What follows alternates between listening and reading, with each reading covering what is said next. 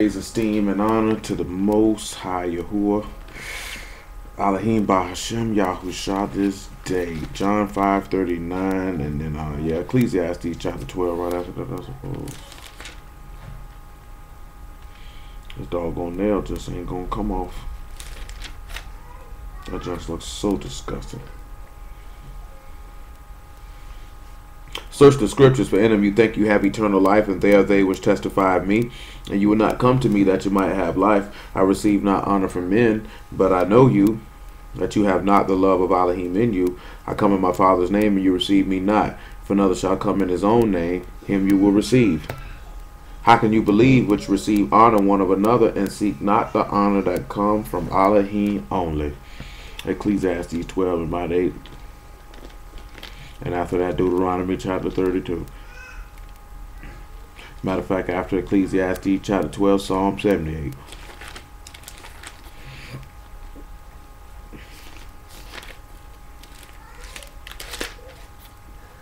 That's what 12 and 9 say. Moreover, because the preacher was wise, he still taught the people knowledge, yea, he gave good heed and sought out and set in order many proverbs. The preacher sought to find out acceptable words, and that which was written was upright, even words of truth. The words of the wise are as goads and as nails fastened by the master of assemblies, which are given from one shepherd. And further by these, my son, be admonished of making many books, there is no end, and much study is a weariness of the flesh. Let us hear the conclusion of the whole matter. Fear Elohim and keep his commandments, for this is the whole duty of man. Now, remember he said that the words of the wise are as nails. Yahuwah is the rock. Yahusha is the rock. And you know one of the characters and the spelling of rock, which is the U is pointing to a nail. You know what I'm saying?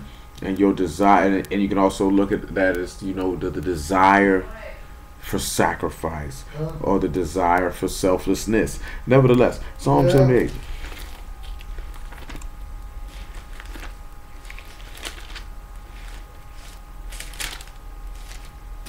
Psalm 78 and 1. He says, give ear, O my people, to my Torah, incline your ears to the words of my mouth. Because I will open my mouth in a parable, and I will utter dark sayings of old.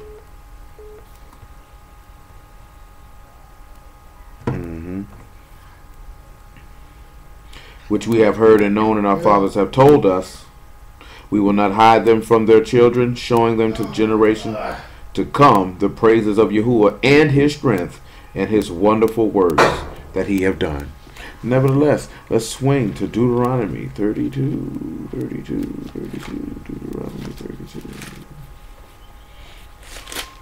We stopped in Deuteronomy 32, and this is the Song of Moses. We stopped at verse 5, and even though we're focusing on the rock, we will just might as well, while we're here, eliminate this whole chapter. So we will pick it up in verse 5. He said, they have corrupted themselves. Their spot is not the spot of his children. They are a perverse and crooked nation. Now, when we looked at it, he said, we looked at it Wednesday, he said, you'll lift your face up without spot. Meaning you'd have no blemishes, no maladies, no flaws, no nothing, no sin, no death, no nothing. But he says their spot because they have corrupted themselves. And see, in the book of Hosea, he says, you know, in me is your help, O Yasharah, and you have destroyed yourself.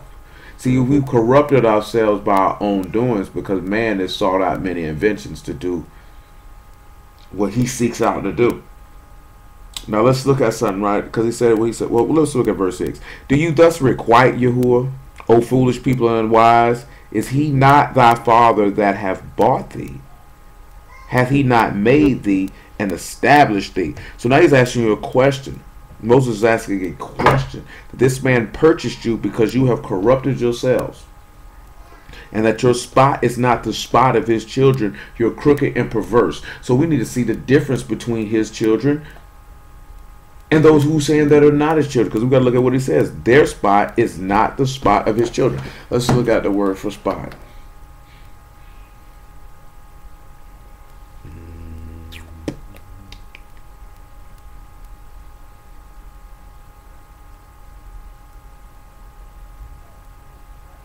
when we see the word spot, and it's just what I thought. It's moon, and it's a blemish or a moral stain, which is the thing that we know that we're supposed to be moving to not have spot, wrinkle, or blemish. No stains. See, this will make even more sense. Well, let's look at the Epistle of Jude.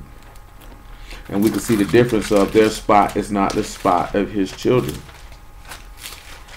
Because his children will not have any spots. They won't have any blemishes. They won't have any stains.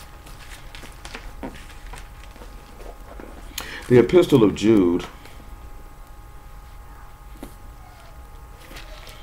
And we will pick ourselves up at about verse 17.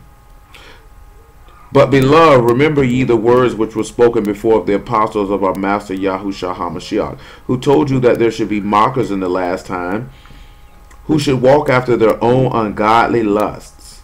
These be they who separate themselves sensual, and not having the Ruach. So let's look at the key thing. The first thing that we would be able to ascertain, be able to know his children from not being his children, is those who walk after their own lusts and their own desires, and to seek to do out their own will.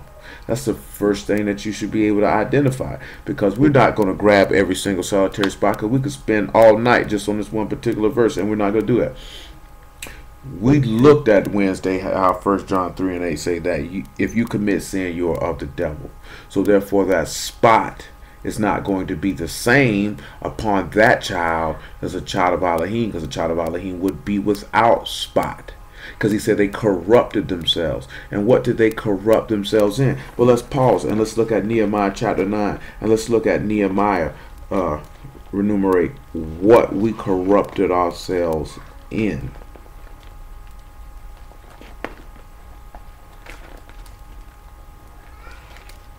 Which our people are still doing now. You know, I've mentioned to some of y'all before, well, a couple of mentioned right this here for, because it's the same people on there, right? You know, a dude who was in the Word got murdered yesterday, literally. A dude literally shot him in the face. You know what I'm saying? I don't know the dude who died. You know what I'm talking about? I've seen his videos, like live videos, whatnot. I don't know the man to say this or to say that. You know what I'm talking about? You know, pray Yah have mercy on his soul, and that he was faithful unto death. As forth as the obedience of faith of the word until his for lack of a better term, untimely demise. But it can show that this man who was serving you, if he's living according to how he's supposed to be living, there's no spots on him. Clearly the individual who shot him has a definite clear spot on him. And the man who shot him was known unto him. Stop. You know what I'm saying? He knew the gentleman who did that. So number one, to go to show you that you don't never know when your clock gonna get punched.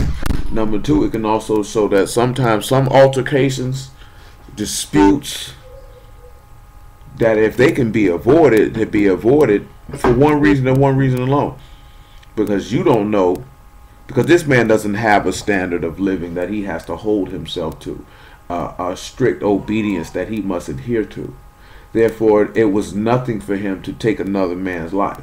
I know one brother was mentioning you should be protected at all times. And you could have a gun on you and all.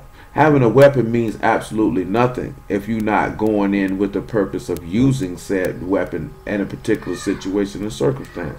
This man clearly had hate or murder in his heart somewhere. Doesn't mean he had to have it for that particular brother, but it clearly was there, and it was showing that he was spotted, he was blemished, because he had that stain in his inward parts, which goes back to what we were talking about last week. Because remember, the master said the things that are in the heart, that is what defiles a man. That's what puts the stain and the spot on you. Because when we look at what we just read and the Epistle of Jude, it stated how these men were sensual, not having the Ruach. Because if they were sensual, that means they were carnal. And if they were carnal, that means they were performing the works of the flesh. And if they're performing the works of the flesh, it's because that is what is in their heart. That's what they're thinking upon. That's what they're devising on. That's what they're plotting on. That's what they're planning on. Because we can say this because clearly this man came out the house with a gun on him. clearly by his action of murdering this man, you know what I'm saying, without cause, he had murder in his heart. What causes murder to well about? It's hate, it's anger, it's jealousy, it's envy. These poisonous things that rest in a man's heart is what brings about and propagates murder. You know what I'm saying? To where a minor dispute between men cannot be handled in an adult fashion, and he felt the need to take another man's life. You know what I'm saying? Now, that man gonna have to answer for that, and this man's blood is on his hands. If you know what I'm saying, if you who will see fit, he may find some form of repentance for the deliverance of his soul. At the same token, this man has been taken away from his wife and children, and he can't be given back unto them until the day of resurrection. If so be he be found worthy, as well as his household, to enter into this man's kingdom. You know what I'm saying? Which every last one of us, our hope and desire should be that we be found worthy to enter into this man's kingdom. But it just go to show the difference between his children and and the adversary's children. We know that the law says that there is enmity between the woman's seed and the serpent's seed. So there's enmity between those who be of Elohim and those who be of the adversary. It's always a hatred. It's always going to be some. And I'm not finna play with you, cuz. You know what I'm saying? And things of that nature. Nehemiah chapter 9. And let's look at verse 26. And let's see what that spot was that they possessed. He said, nevertheless, they were disobedient and rebelled against thee, and cast thy Torah behind their backs, and slew thy prophets which testified against them, to turn them to thee, and they wrought great provocations. Therefore thou delivered them in the hand of their enemies, who vexed them in the time of their trouble, when they cried unto thee. Thou heard them from Shamahim according to thy manifold mercies. Thou gave them saviors, who saved them out of the hand of their enemies. But after they had rest, they did evil again before thee. Therefore left thou them in the hand of their enemies, so that they had dominion over them. Yet when they returned and cried unto thee, thou heard from Shamahim. Many times did thou deliver them according to thy mercies, and testified against them, that thou might bring them again unto thy Torah. Yet they dealt proudly, and hearkened not unto thy commandments, but sinned against thy judgments, which if a man do, he shall live in them, and withdrew the shoulder, and hardened the neck, and would not hear. So when we come back to the Epistle of Jude, we can see clearly this was the people who wanted to walk after their own desires. That was their intent. And this is what it means when you use sensual. This is what keep you separate. Because it said his arm is not heavy that it cannot save, nor is his ear heavy that he cannot hear. Well, his arm short that he cannot save, and neither is his ear heavy. Get off that dog, boy. That it can't hear. Leave that alone. That it can't hear. But he said it's your iniquities that has separated you from him. So it's the sensualness, it's the carnal mind that keeps us separate. That's why he says enmity between the woman's seed and the serpent's seed. That's why Paul wrote that there's enmity between the carnal mind and the Torah Elohim, because these things are two separate things. When you look at the adversary, remember we talked about this also last week. The savoring the things that be a man versus the things that be a Elohim. You talking about being sensual versus being spiritual. Which thing do you desire to allow to dominate? Because when you allow what is carnal to dominate, then you have a spot, and you show that you have corrupted yourself. Matter of fact, because this is stuff be bringing stuff back to mind, that's why I was like, let's see, we're not finna go into great detail. If you hearken back to when we looked at all of the kings, it said that the people corrupted themselves. They corrupted themselves in idolatry. He told you, let me show you something. Deuteronomy chapter 4.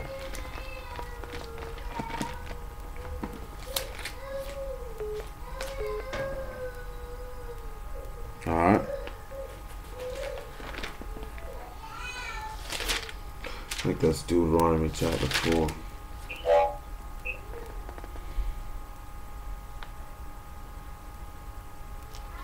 Deuteronomy 4 and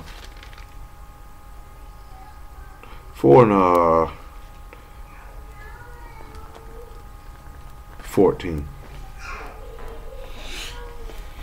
And Yahuwah commanded me at that time to teach you statutes and judgments, that you might do them in the land whither you go over to possess it. Take ye therefore good heed unto yourselves, for you saw no manner of similitude on the day that Yahuwah spake unto you in Horeb out of the midst of the fire, lest ye corrupt yourselves and make you a graven image, the similitude of any figure, the likeness of male or female, the likeness of any beast that is on the earth, the likeness of any winged fowl that fly in the air, the likeness of anything that creep on the ground, the likeness of any fish that is in the waters beneath the earth, lest thou lift up thy eyes unto Shamahim, and when thou see the sun, the moon, and the stars, and even all the host of Shamahim, and should be driven to worship them and serve them, which Yahuwah thy Elohim have divided unto all nations under the whole Shamahim. So notice that he said, take heed that you don't corrupt yourselves. But drop down to about verse 23 and look what he tell you again to do, to take heed to. Take heed unto yourselves, lest ye forget the covenant of Yahuwah your Elohim, which he made with you, and make you a graven image, or the likeness of anything, which Yahuwah the Elohim hath forbidden thee. For Yahuwah the Elohim is a consuming fire, even a jealous Elohim. And when thou shalt beget children and children's children, and you shall have remained long in the land, and shall corrupt yourselves, and make a graven image, or any likeness of anything, and shall do evil in the sight of Yahuwah the Elohim, to provoke him to anger, I call Shamahim and the rats to witness against you this day, that you shall soon utterly perish from off the land whereunto you go over Jordan to possess it. You shall not prolong your days upon it, but shall utterly be destroyed. And Yahuwah shall scatter you among the nations, and you shall be left few in number among the heathen, whither Yahuwah shall lead thee. And you shall serve gods, the work of men's hands, wood and stone, which neither see, nor hear, nor eat, nor smell. But if from thence thou shalt seek Yahuwah thy Elohim, thou shalt find him, if thou seek him with thy whole heart and with the whole soul. And when thou art tribulation, and all these things are come upon thee, even in the latter days, if thou turn to Yahuwah thy Elohim, and shalt be obedient unto his voice. For Yahuwah thy Elohim is a merciful Elohim. He will not forsake thee, neither destroy thee, nor forget the covenant of thy fathers, which he swore unto them. So, the key, and I'm going to pull the word up for seek here in just a moment in that verse. The key thing that we noticed with Yahuwah the whole time of what he just stated, that the corruption came through idolatry. And everything else just stemmed and flowed from the serving of idol gods, which can neither see, nor hear, nor smell, nor talk, nor do anything. Now, the first word we get for seek, we get both words in this particular passage in Deuteronomy before you get the bakash and the daraj. So you know he's telling you that if you corrupted yourself, if you would turn around and sacrifice yourself, then you could return back in the door. Which is taking us back to your desire should be to the sacrifice of your head, or to that rock. That's where your desire should rest, is to the sacrifice of the head. The sacrifice of Elohim, the sacrificing of his only begotten son for your benefit, and to be built upon that particular rock. But come back to the Epistle of Jude. We cannot be built upon that particular rock when we continue to be sensual and corrupting ourselves. Because we looked at the verse right here in verse 19 of the Epistle of Jude. He said, these are they who separate themselves sensual, not having the Ruach. And he told his people, he told our ancestors to take heed, to listen with the intent to obey, because lest you corrupt yourself. Because he said they have corrupted themselves. Their spot is not the spot of his children. His children don't have a stain. They don't have a spot. This is why he states through the Apostle John about those that being born of Elohim don't commit sin, because they're born of Elohim. Their seed remains in them, because they have been washed from their iniquity. They have been washed from their filth. The stain had been removed, as we looked at with Paul when he said wash away thy sins. When we talked about that on Wednesday with the Tamahim and the fact that he came to cleanse your inward parts. So I say wash, you say let us cleanse ourselves from all filthiness of the flesh and ruach, to cleanse your inward parts. Nobody wants to deal with the cleansing of the inward parts, because that means they will have to relinquish their ungodly desires and wants. See, we started off looking at how he said he spoke parables of old, dark sayings of old, and that the whole duty of man is to fear Elohim, and how the words of the wise are insiders or motivators that come from that are nails fastened by the master, the head of the body. This man wants you to be able to have a desire to that sacrifice, for you to sacrifice yourself for said sanctuary to enter into it. But you have to be realize that those spots have to be removed. Verse 20, but ye beloved, building up yourselves on your most Kadesh faith, playing in the Ruach HaKadosh, keep yourselves in the love of Elohim, looking for the mercy of our Master Yahushua HaMashiach unto eternal life. And some have compassion, making a difference. And others say with fear, pulling them out of the fire, hating even the garment spotted by the flesh. In the book of Ecclesiastes, in about chapter 9, I want to say about verse 5, it could be verse 7, he tell you to keep your garments always white. Always white. Always white. Always white. So you don't want to. Remember, he told you that they gave him the fine linen, which is the righteousness of the Kadeshim, the fine linen. And you don't want any spots or blemishes on said linen. Everybody knows what it's like to put on all white.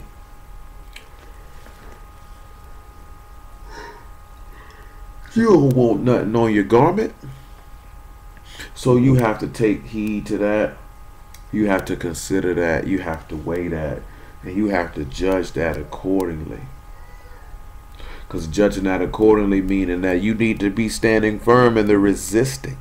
You know, resist the adversary and he will flee from you. Resist the flesh. And matter of fact, let's just look at it. Galatians chapter 5.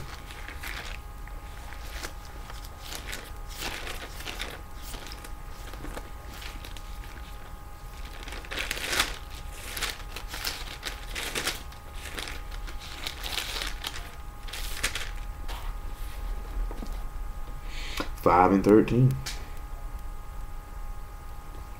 For brethren, you have been called unto freedom. Only use not freedom for the occasion of the flesh, to the flesh, but by love serve one another. See, and I'm going to tell you something. And we've dealt with this in the past. That's what a lot of people do.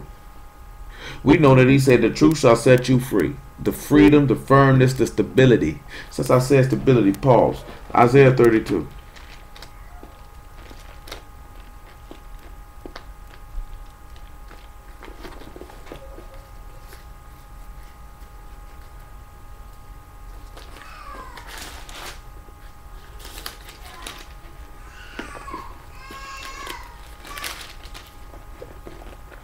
Isaiah 32.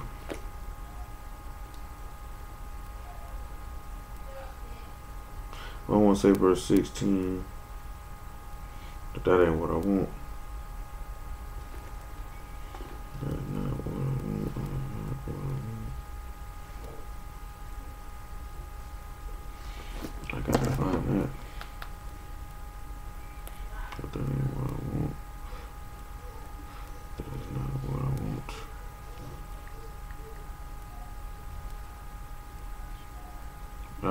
Move over a chapter. 33 is what we wanted.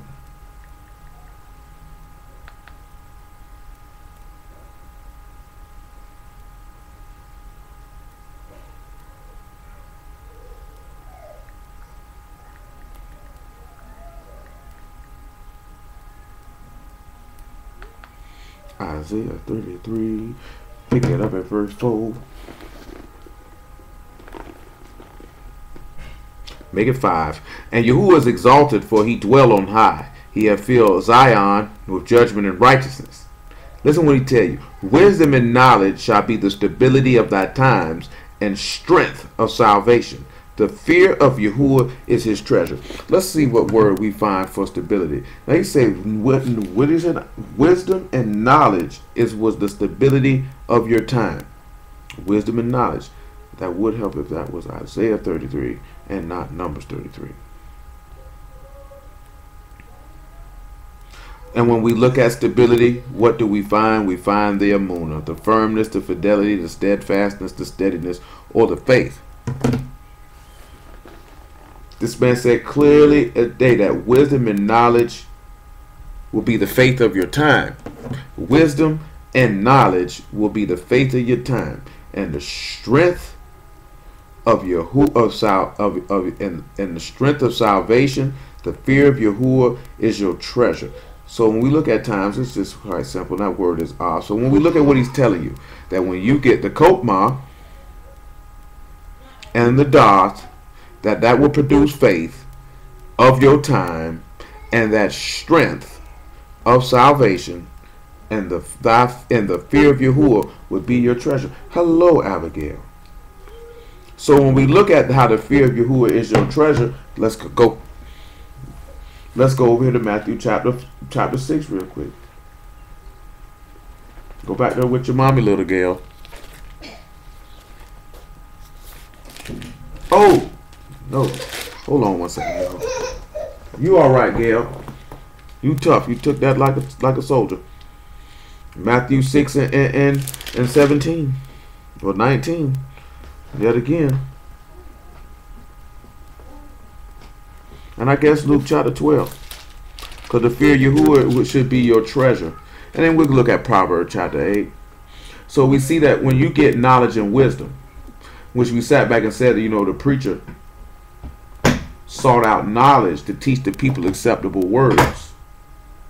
That when we get the knowledge, we get the ability to know how to fight, which therefore will produce the faith, which therefore gives you the strength of your salvation. Taking us back to what we read on Wednesday, when it say that, be assured of what you learned and who you learned it of.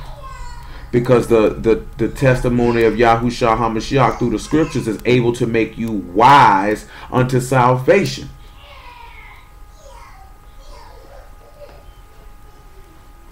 Lay not up for yourselves treasures upon the earth, where moth and rust doth corrupt, and where thieves break through and steal. But lay up for yourselves treasures in heaven, where neither moth nor rust doth corrupt, where thieves do not break through nor steal. For where your treasure is, there will your heart be also. So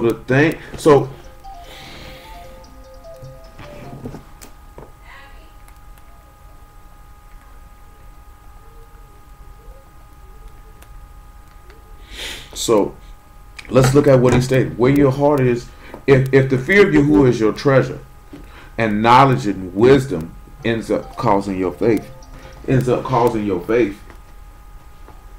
therefore becomes the strength of your salvation, and the fear of Yahuwah is your treasure, and we know the fear of Yahuwah causes men to turn away from evil.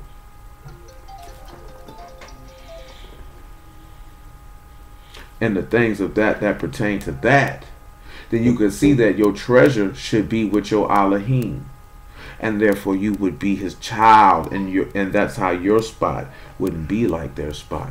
So that's what we have to consider. But let's look at Luke chapter 12, because all of us get caught up in moving around, and you got goals and you got things you want to accomplish, and we talked about some of this stuff recently, and we're going to talk about it again. 12 and 13. Because we're dealing with, and after that, Proverbs chapter 8, because we're dealing with the fear of Yahuwah being your treasure. So it's your respect, your reverence, and your honor for your Elohim is where your riches would emanate from.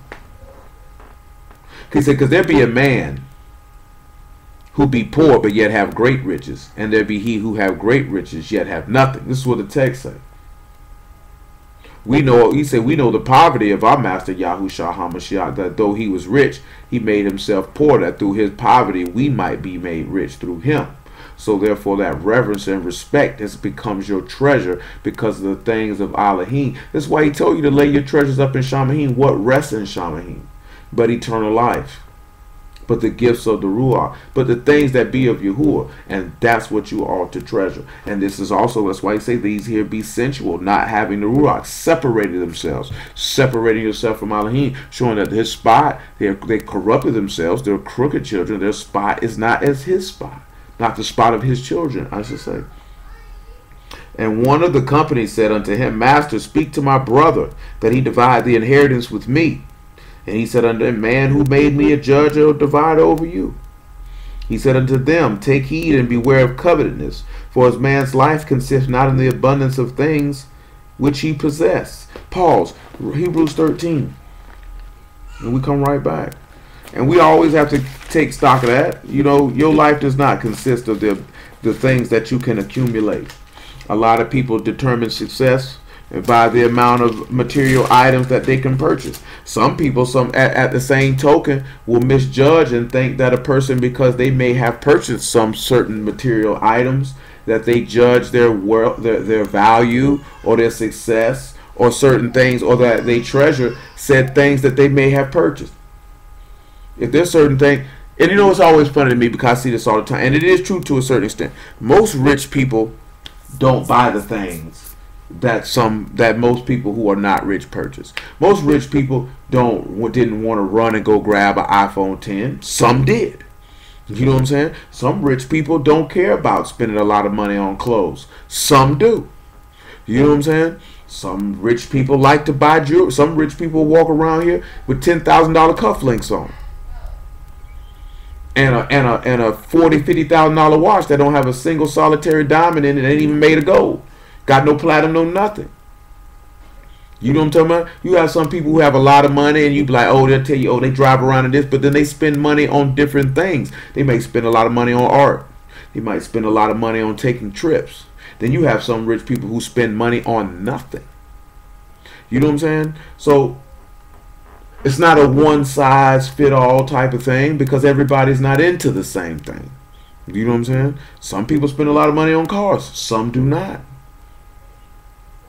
You know what I'm saying? Some rich people spend a lot of money on whores. And I'm not trying to be funny. Do you know what I'm saying? When I say whores, I'm talking about prostitutes. And some of them spend a lot of money on random women. Because this is why the book say the love of money is the root of all evil. But that's not the point we're focusing on. He say, but he say that those who have been ensnared in get taken up in many hurtful and deceitful lusts, because their love to attain a certain amount of. That's why he told you to take heed and beware of covetousness, because your life doesn't consist in that, because it opens you up to the things that you may desire when you love that, and it can cause you to be ensnared and trapped to the losing of your soul. You know what I'm saying? But don't get me wrong. In order to attain a level of to be rich or to be wealthy, you do have to be frugal to a certain extent with your money. But if you think that for one moment that a lot of these people don't buy certain things, don't fool yourself. They just spend their money on different things. Hello, Abigail. You might want to go see your mother, Gail. You might want to go see your mother. Hebrews 13.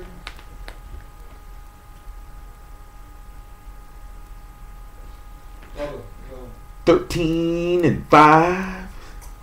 Let your behavior be without covetousness, and be content with such things as ye have. For he hath said, I will never leave thee nor forsake thee. So that we may boldly say, Yahuwah is my helper, and I will not fear what man shall do unto me. Come on back. So you just have to remember that. You have to get off of that.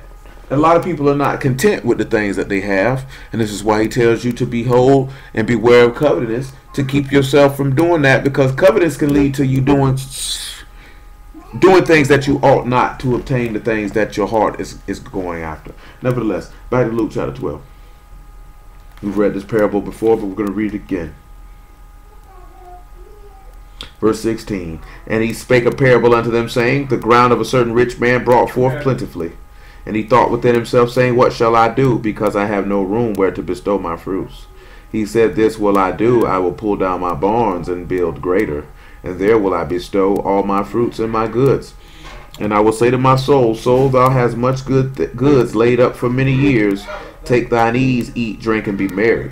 But Elohim said unto him, Thou fool, this night shall thy soul be required of thee. And then who shall those things be which thou hast provided? So is he that lay up treasure for himself, and is not rich towards Elohim. And that's the key thing. Go to Proverbs chapter 8. We need to seek to be rich towards Elohim, and that fear of Yahuwah is your treasure in order to bring that to pass. See, we can get caught about many things in this life, and you forget that your whole life purpose is to serve Yah. Everything else that we got going on, it means absolutely nothing. Absolutely nothing. I had a conversation the other day, and this is real talk. Being married will make your service to Elohim more difficult than not being married, because you have to seek to please your spouse.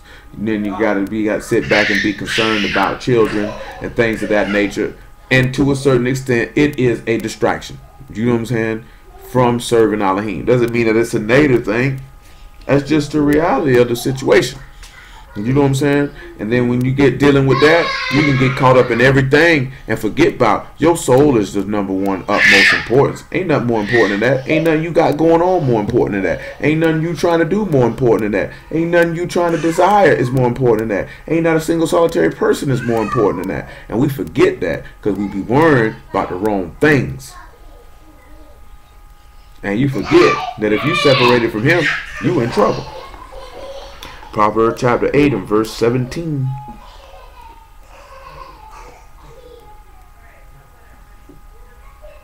I love them that love me, and those that seek me early shall find me. Riches and honor are with me, yea, durable riches and righteousness. My fruit is better than gold, yea, than fine gold, and my revenue than choice silver. I lead in the way of righteousness in the midst of the path of judgment, that I may cause those that love me to inherit substance, and I will fill their treasures. Now we know this is Yahushua, a prophecy of him.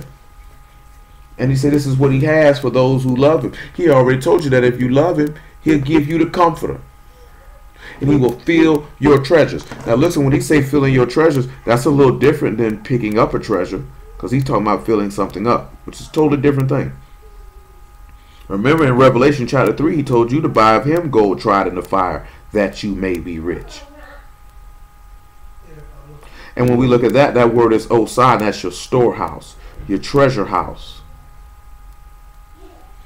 which he's going to fill your heart up. He's going to fill, and that's a whole nother matter. But we looked at Proverbs 1 not too long ago when he said, turn at my reproof, and I will pour out my ruach upon you and make my words known unto you. He will fill your heart up with that treasure, if the fear of Yahuwah is your treasure. Nevertheless, Deuteronomy 32.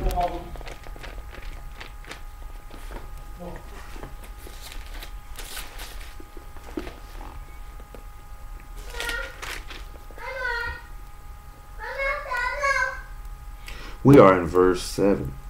Now, when we look at verse 5, we see what he means when he says their spot is not the spot of his children. They're crooked. They're perverse. Get out of there. They're crooked and they're perverse. Pause. Philippians 2. And we come back to Deuteronomy.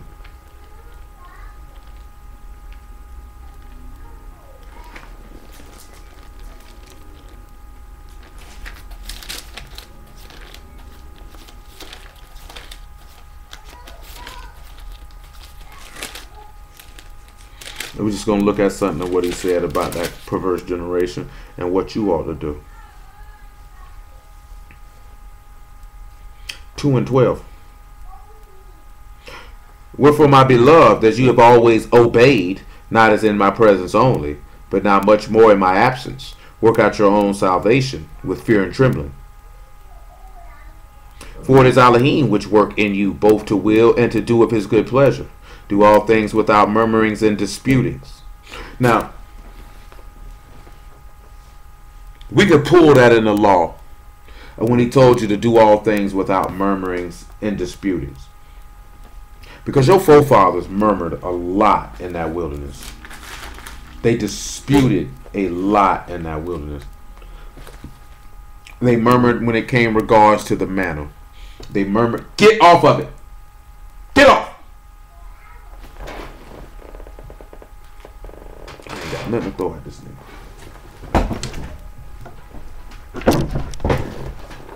Leave it alone. They murmured about them walking in the wilderness. They murmured about, which y'all willing if we don't get to it tonight, y'all willing we get to it on tomorrow. They murmured about not having anything to drink. They murmured about going back to Egypt. They complained. They did all of these things. All of these things are documented in the book of the law. These are things that your forefathers did. Everything that we should do it without murmuring. Murmuring being speaking against Elohim. We can pull the Greek word for murmuring in this particular instance, and without complaining.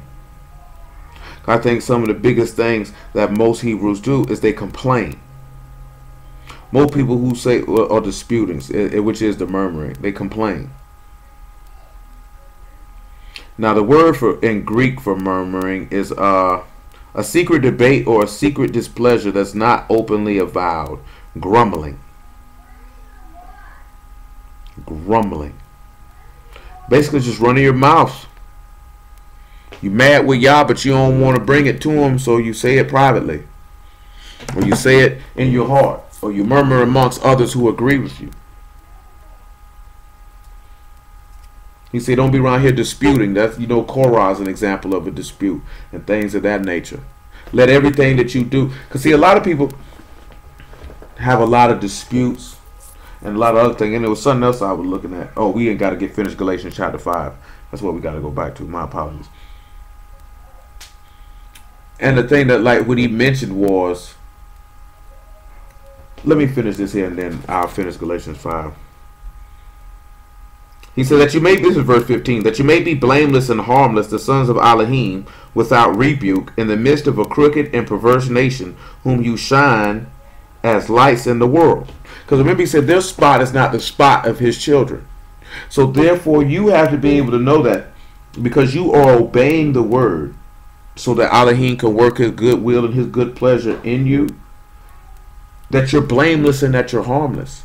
When you look at harmless, again, that's, you are not taking matters into your own hands. Even though it would seem that because we don't want to be seen as weak, we don't want to do that.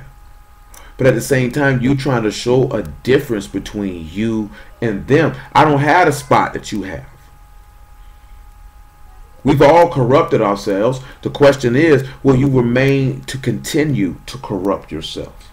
That is the question. Go, let me finish this Galatians though. And that's what I was trying to remember. We're in verse 14.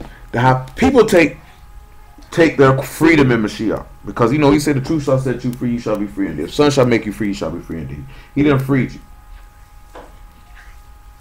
And we take that freedom as a means to be able to have occasion for the flesh.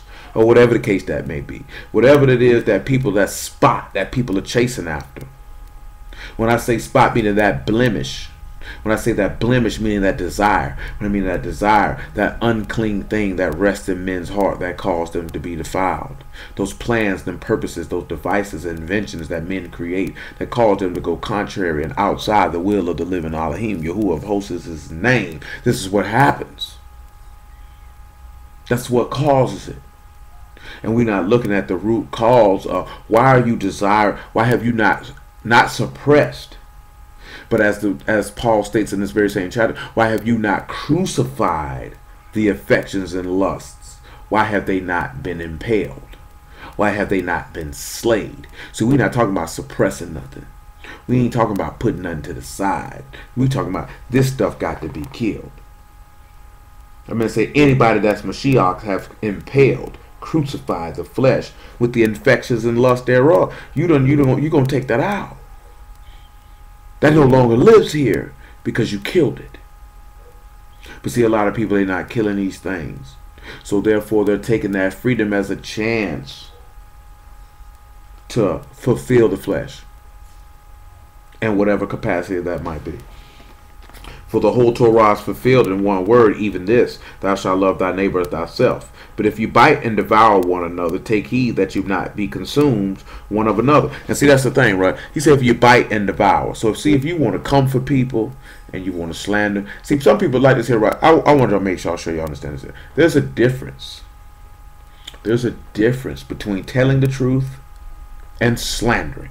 See, some people say people have been slandered, or they have been slandered. Someone slanders you when they tell a lie. If a person has if something was said about you and you actually did it, or you actually said it, you have not been slandered, because they have stated facts. You actually did that. You actually said that. That's not slander. But if somebody said you did something that you did not do, or you said something that you did not say, then they have slandered you. See, there's a difference. See, slander is lying on someone. You can't slander someone when you tell the truth. So, when he's telling you not to bite and devour, of course, Korah is an example of that, and Saul and David is another example of that, and the list goes on and on. But Cain and Abel is an example of that. He was telling us not to fight amongst each other, not to do that amongst each other, because eventually you'll be consumed as a whole. A lot of people do that because they have selfish motivations, and whatever those motivations may be. Sometimes people don't like the fact that people tell the truth about what they got going on. Because we already know, how can you believe which receive honor one from another, not the honor that comes from Elohim only, because so many people are concerned with the public persona and image versus a heavenly persona and image, which should be the most important thing that a person partakes in and even cares about. Verse 16, this I say then.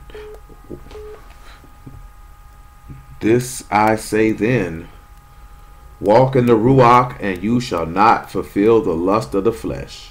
For the flesh lusts against the Ruach, and the Ruach against the flesh, and these are contrary one to the other, so that you cannot do the things that you would. So, when we look at, we could come back to Deuteronomy 32. So when we look at Deuteronomy 32, and he says that their spot is not the spot of his children, because those who are not his children, they are participating in the flesh. They're fulfilling the lust of the flesh, which causes them to be spotted. See, people can say what they want to say. They can feel how they want to feel. But carnal behavior is the manifestation that you are not of his children and you have corrupted yourselves. So nevertheless, Deuteronomy chapter 32.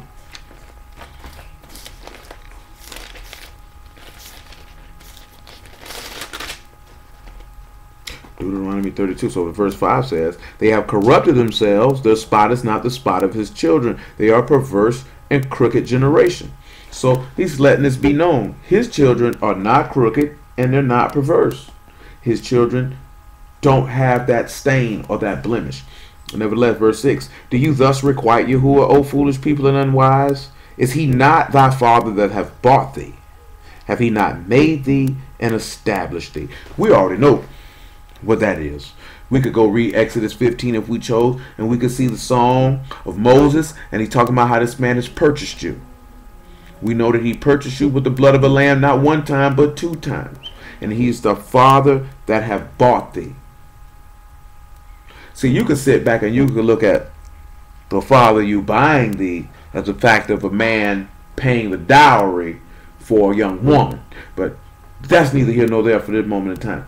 But he also is the one who established your goings, which takes us right back to what we read in Isaiah, that wisdom and knowledge is the stability of thy times, the strength of thy salvation, and the fear of Yahuwah is your treasure. Wisdom and knowledge is your faith, because your faith should come from that. This is what it takes telling you, because we already looked. Stability is the amunah, it's the firmness. This takes us back to that, because rocks are firm and they're solid. You know, and it's always funny.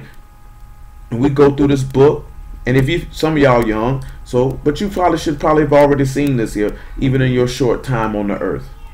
People who are faithful and people who are solid are usually ridiculed. They usually are, their characters are usually besmirched. Their names are usually slandered.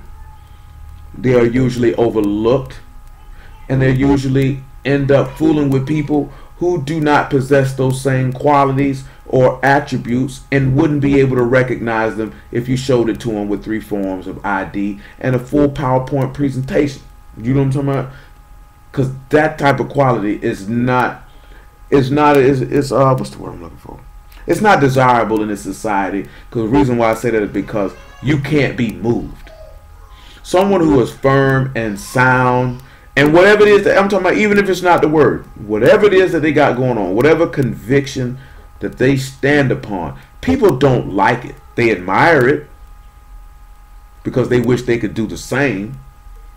And their envy and jealousy of not actually having the ability to seek how this person became this way, they do the said negative things that I just mentioned. That's why they hate it, but they admire. You gotta understand, somebody who is envious or jealous of someone or whatever they're doing or whatever character trait they possess is just a reverse form of admiration. The jealousy and envy that the scribes and the Pharisees had for Yahushua was just their admiration for who he was, and they were mad because those things weren't in themselves and they had no desire to possess them. So the thing that they chose to do was to try to kill him. And so that's the next best recourse. Instead of sitting down with him and building with him and kicking it with him so I could be like that too, we'll just kill him. I just throw dirt on his name. That's what people do. Anybody who has the knowledge and wisdom of Elohim, they'll be pretty firm. Because he said in his own word, and his word is not coming back void, and he's not a liar. Wisdom and knowledge is the faith of your time. Your time on the earth, that's what's going to be your firmness. That's what's going to have you locked in on this rock. That's what's going to have you built upon it. Which y'all know the verse in Matthew, which eventually we're going to read it by the time we get finished dealing with this. Matter of fact, we'll do it now since I'm steady referencing this that Isaiah 33. Matthew chapter 7, and you can see why the master made the statement that he made. And it'll make a little bit more sense. 7 and 24. Because he said wisdom and knowledge is going to be the stability of your times, which of course will bring forth the strength of your salvation, which is his name. And that for the word for salvation in that particular verse. And then he said to fear you who will be your treasure, is your treasure. We already dealt with how that's your treasure. See, a lot of dudes scream they fear God, but they lying though. Because they don't have, because if they did, their hearts would be filled up with that treasure. Because that respect and that admiration and that reverence for someone greater than them. 7 and 24. Therefore, whosoever hear these sayings of mine and do them, I will liken him unto a wise man which built his house upon a rock. Notice that he said, if a man whosoever hear and do. He said wisdom and knowledge is the stability of your time. So let's look at something. Proverbs chapter 1. Let's pause.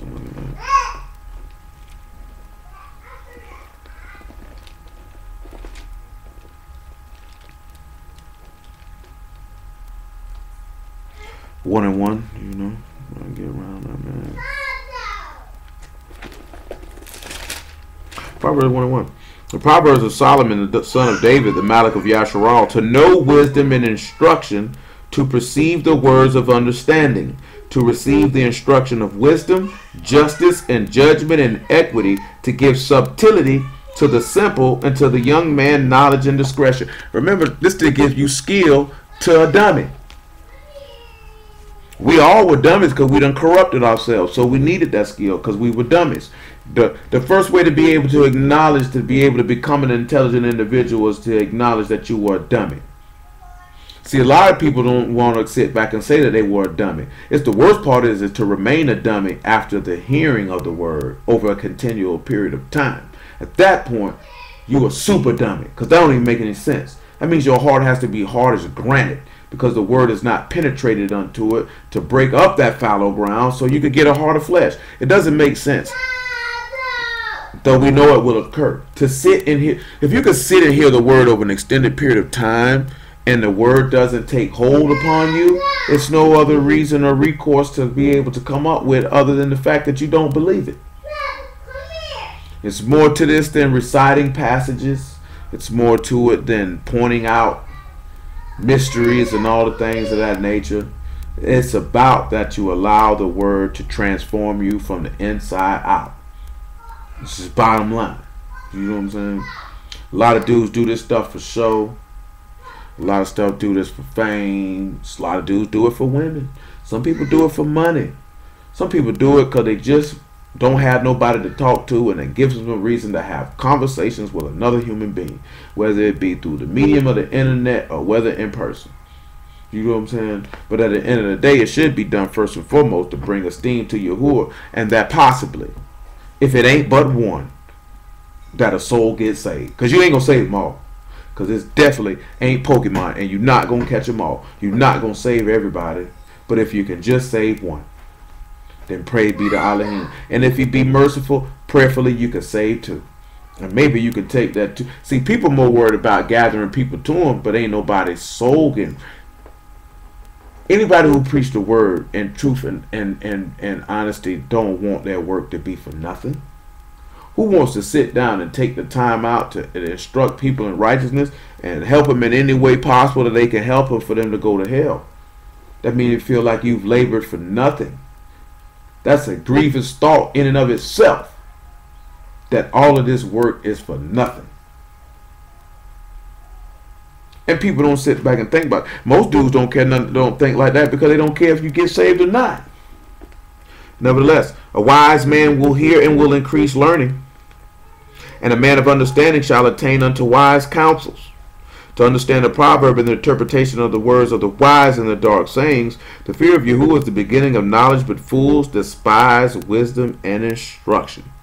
So the thing that he sit back and he tell us is that the fear of Yahuwah is your treasure. The fear of Yahuwah begins knowledge. Why does it begin knowledge? Because the respect and reverence and admiration for your father will cause you to hearken unto his voice. And because you will hearken unto his voice, then you will obey his voice. Therefore, you have shown forth that you are wise, because the words that he gave you, gave the wise counsel that we just heard in verse 6, or verse 5, I should say, will give you the skill and the ability to know what to do, because in verse 4 he said he did this here so you could give subtlety to the simple, and to the young man knowledge and discretion, that you would be able to know how to discern. You only know how to discern because you have the skill to be able to go out and fight, because now you're wise as a serpent but you're harmless as a dove. You can't get the wisdom until you get the knowledge, and you're not going to be able to get the wisdom until you actually put your hand to the plow and do. This is why he say, I will hearken this man to a wise man who hears my words and do them. So this is how knowledge and wisdom is the stability of your times, or the setting forth of your faith. Would you like me to comb your hair? Because I will not do so. Come on back here to Matthew chapter 7. Come here, Abigail. Come here, little lime green baby. Matthew 7 and 24 again.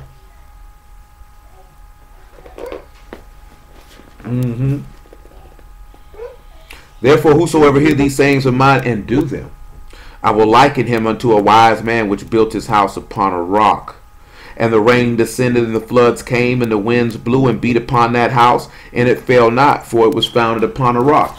And what is this telling us when we look at this? Because remember, we're looking at the rock as that's the desire to sacrifice to the head, or the desire of the head to sacrifice, or the desire of Yahuwah to offer his son as a sacrifice, or the desire of Mashiach himself to sacrifice, which should lead us to have a desire for us to sacrifice ourselves to him. So when we sit back and look, he said, no matter what, when the floods came, when the winds blew, nothing will cause this house to fall. And that's taking you back to the wisdom and knowledge being the stability of your time, or pretty much your firmness or your soundness in your faith, because you know why you believe to be able to endure. Most people do not endure the things that come forth during their process of serving Yahuwah because they don't have knowledge and wisdom. That's why these niggas fold. When niggas fold, it's because they don't have knowledge and wisdom. If you have knowledge and wisdom, you're not going to fold. So there's a lot of situations that some of you may have found yourselves in during your journey of dealing with Yahuwah, and you may have folded. For whatever it is, and when we talking about folded, I ain't talking about just being in a position where you had to stand firm and like this, that, there, and the third. Well, I do mean that, but as fourth is like folding under pressure. Because even when, and truth be told, at the same token, when you're faced with a decision to commit sin or not to commit sin, or the desire of your flesh to resist it or adhere to it, it's still a moment of pressure. Maybe not as strong a pressure as I'm thinking about when I'm thinking of somebody folding under pressure, but nevertheless, it's still the same thing. When you folded in that situation, you showed that knowledge and wisdom was not a part of your faith. Because if it was, you would have known why you shouldn't have done it, and you would have had the skill to be able to not do it. So it's either that or you just outright evil, and I'm going to do what I want to do, because that's the only option. Those are the only two options. This is not it's not multiple choice. This is A or B, black or white, yes or no. So the knowledge and wisdom was not the foundation of your faith, which would cause you that pretty much you're an idiot when it comes to Elohim, so you don't know what to do. So you're just going to do whatever. Or you just evil and you're just going to do what you want to do. As we read in Nehemiah, you're just going to deal proudly and cast this man law behind your back and give him the shoulder and do as you please. I was thinking about something. I can't remember what it was now. Oh yeah, Romans chapter 8, verse 34.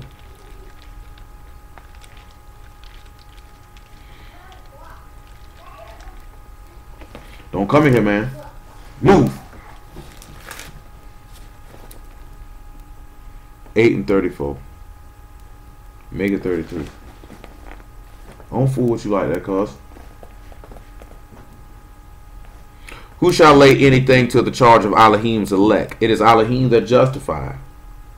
Who is he that condemned? It is Mashiach that died, yea, rather that is risen again, who is even at the right hand of Elohim, who also make intercession for us.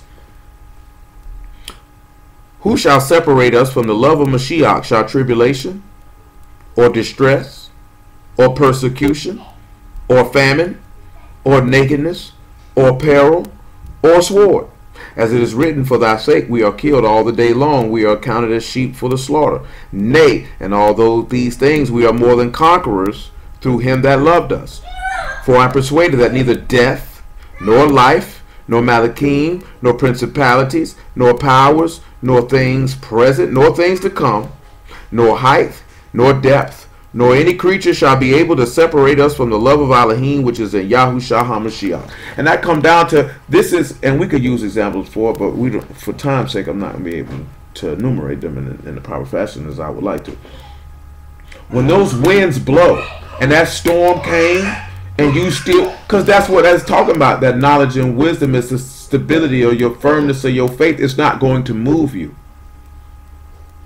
See, when Samson was faced with all the things that he faced, that did not move him off the faith. He didn't stop loving Elohim because of the things that were going on around him.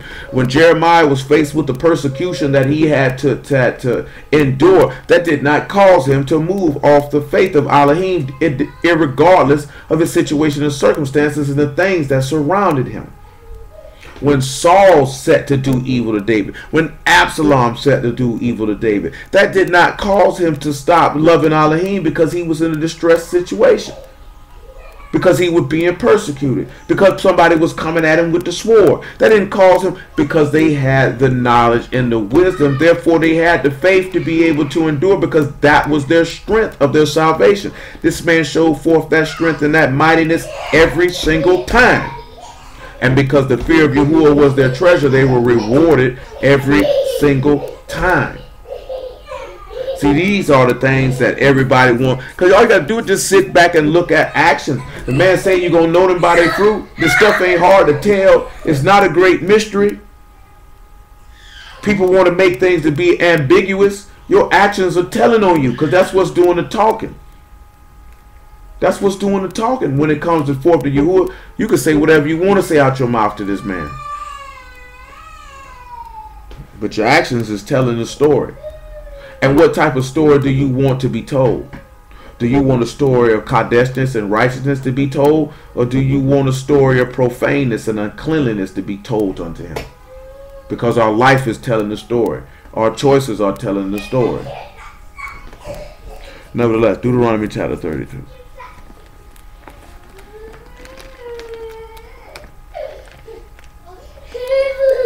Man, don't come by me with all that. I don't want to hear that.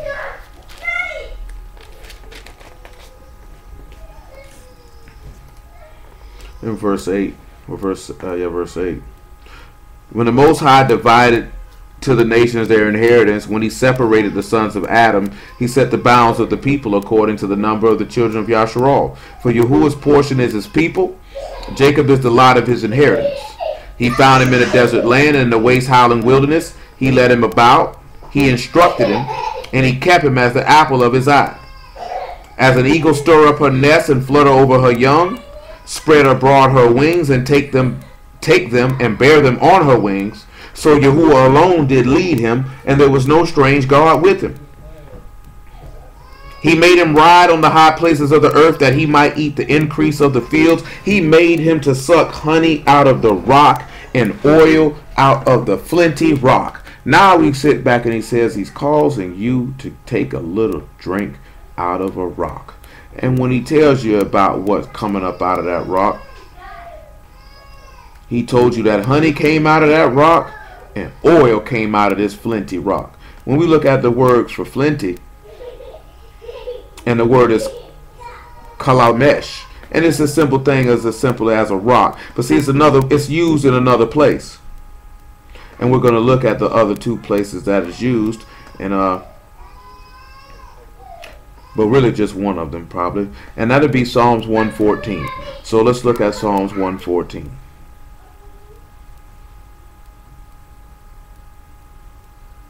Let's take ourselves to Psalms 114. It's only 8 verses, so we'll read them all. But he told you that he would pour oil out of this flinty rock, and also honey came out. He caused you to suck honey out of this rock. So we have to see how he caused you to get oil and honey out of this rock. When Yasharal went out of Mizraim, that's why we're reading the whole thing, because he's talking about how he led you out in the wilderness and all of this here, and how he purchased you. The house of Jacob from a people of a strange language. See, right now we brown the people of a strange language, strange speech. And their strange speech ain't necessarily because they speak English. They strange speeches because they speak words of falsehood, like Psalms 144 told you. And this is another thing where you sit back when you can pay attention to this here, right? Now the word for strange language here, or foreign, is your foreign tongue is la'az, and it's to speak indistinctly or to speak unintelligibly. But when we also look at him leading us up out of Egypt from a people of a strange tongue or strange language, he's talking about that causing you to be separated. The separation, the sanctification of you from sinners, from you from carnal people, from you from believers, from unbelievers, I should say, from even from the spot of what we looked at in verse 5 of that spot, that crooked and perverse people that he's separating you from. Yehuda was his sanctuary, and Yasharal is his dominion. The sea saw it and fled. Jordan was driven back. The mountains skipped like rams, and the little hills like lambs. What ailed thee, O thou sea, thou that fled, thou Jordan that was driven back? Ye mountains that ye skipped like rams, and ye little hills like lambs. Tremble, thou earth, at the presence of Yahuwah, at the presence of the Elohim of Jacob, which turned the rock and the standing waters and the flint into a fountain of waters. So now he's telling you that he took a rock, took a nice old rock, made him a fountain, made him a spring, made him a well, if you will, of waters. The same rock that he said he calls you to drink oil and honey out of. So we have to definitely have to. The dog in there bit Abigail.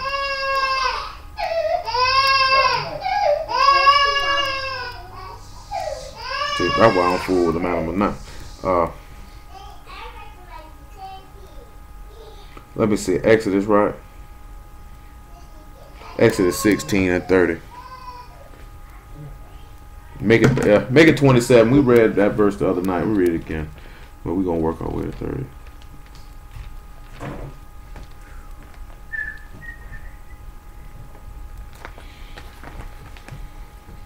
16:27.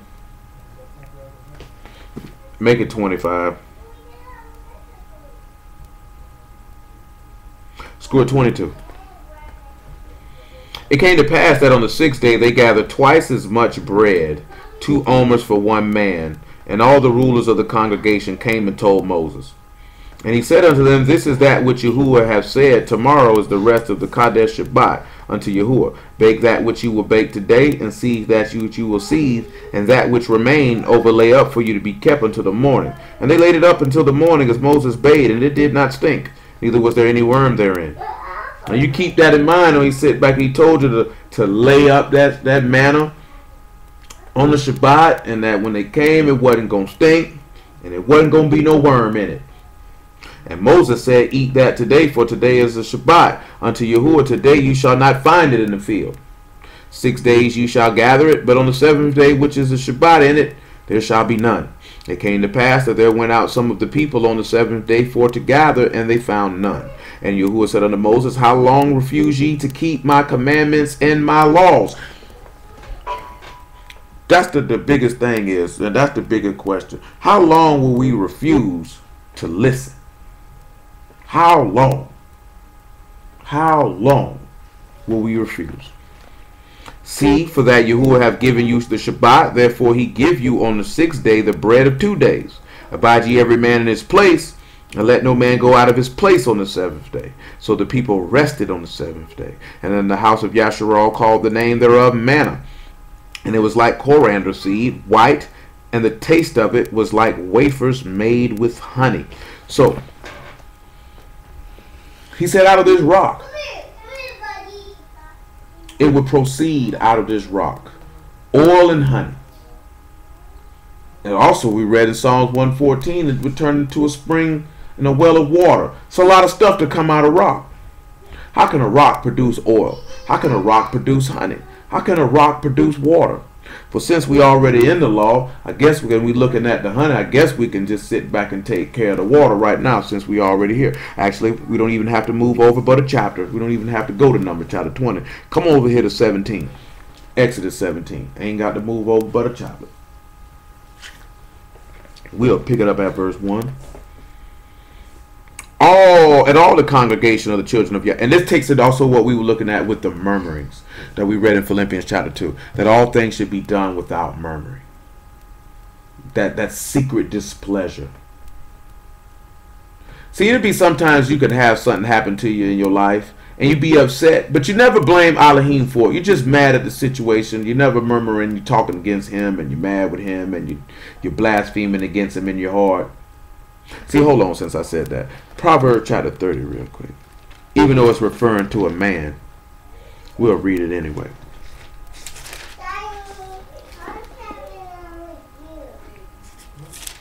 Let me see what it is. There we go. 30 and 32. That's all we want. Just 30 and 32. And it says, If thou hast done foolishly in lifting up thyself, or if thou hast thought evil, lay thy hand upon thy mouth. See, even if you sit there thinking, you can come back to Exodus 7. If you even thought about thinking some evil against you, to put your hand on your mouth, tell your heart to shut up. Nevertheless, because people say a lot of things in their heart against Yah all the time. Even people who say that he is their Elohim. Even people who say he is their Elohim. Nevertheless, chapter 17 and verse 1. And all the congregation of the children of Yasharal journeyed from the wilderness of sin. And their journeys according to the commandment of Yahuwah, and pitched in Rephidim. And there was no water for the people to drink. Wherefore the people did chide with Moses, and said, Give us water that we may drink. Moses said unto them, Why chide ye with me? Wherefore do you tempt Yahuwah? Let's look at the word for chide, because now they coming at Moses. They murmuring and complaining. They ain't happy. One thing about black people, they ain't never happy. They ain't never satisfied.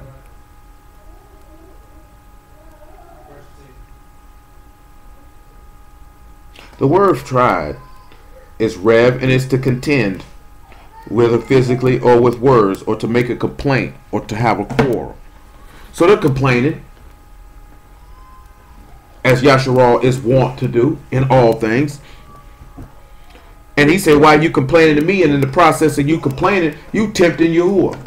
Well, let's look at what the word for tempt is here. It's always just for clarity's sake. There's no need to leave a stone unturned. And that word in that particular verse is nasa, and that's to try him. Testing. Put the proof. And we know as black people, we quickly say, don't try me. So why are you in this, you're complaining? Why are you trying this man?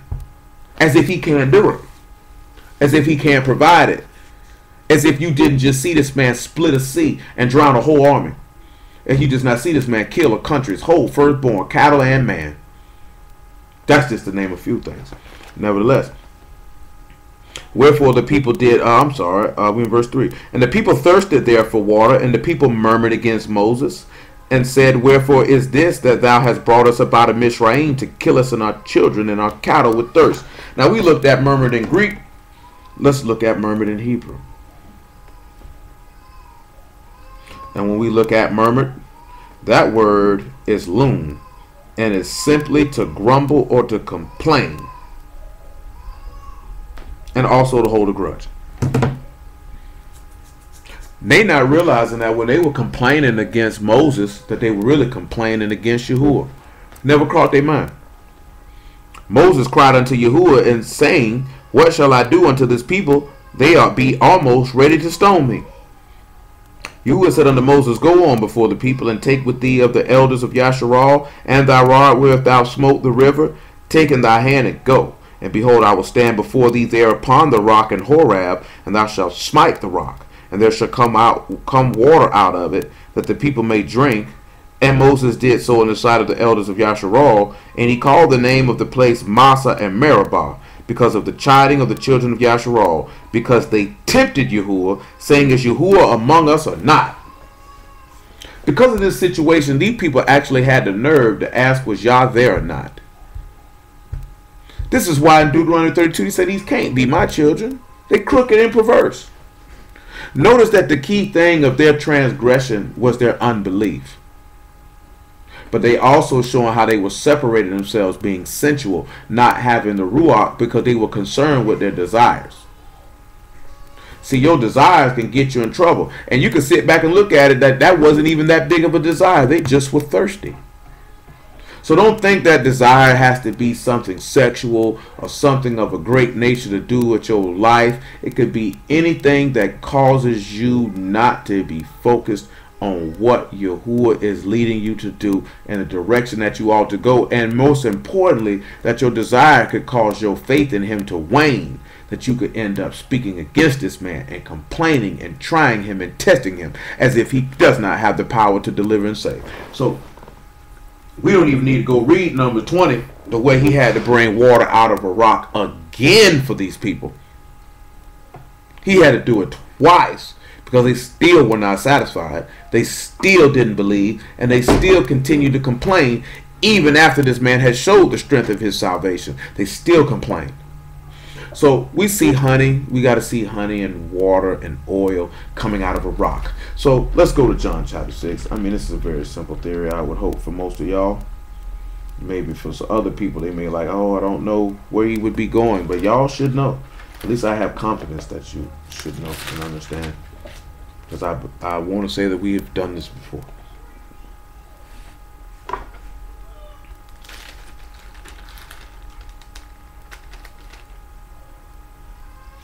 and 30, I should say.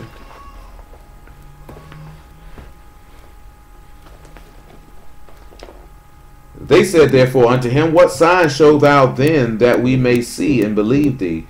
What do thou work? Our fathers did eat manna in the desert, as it is written, he gave them bread from Shamahim to eat. Then Yahushua said unto them, truly, truly, I say unto you, Moses gave you not that bread from Shamahim, but my Father give you the true bread from Shamahim.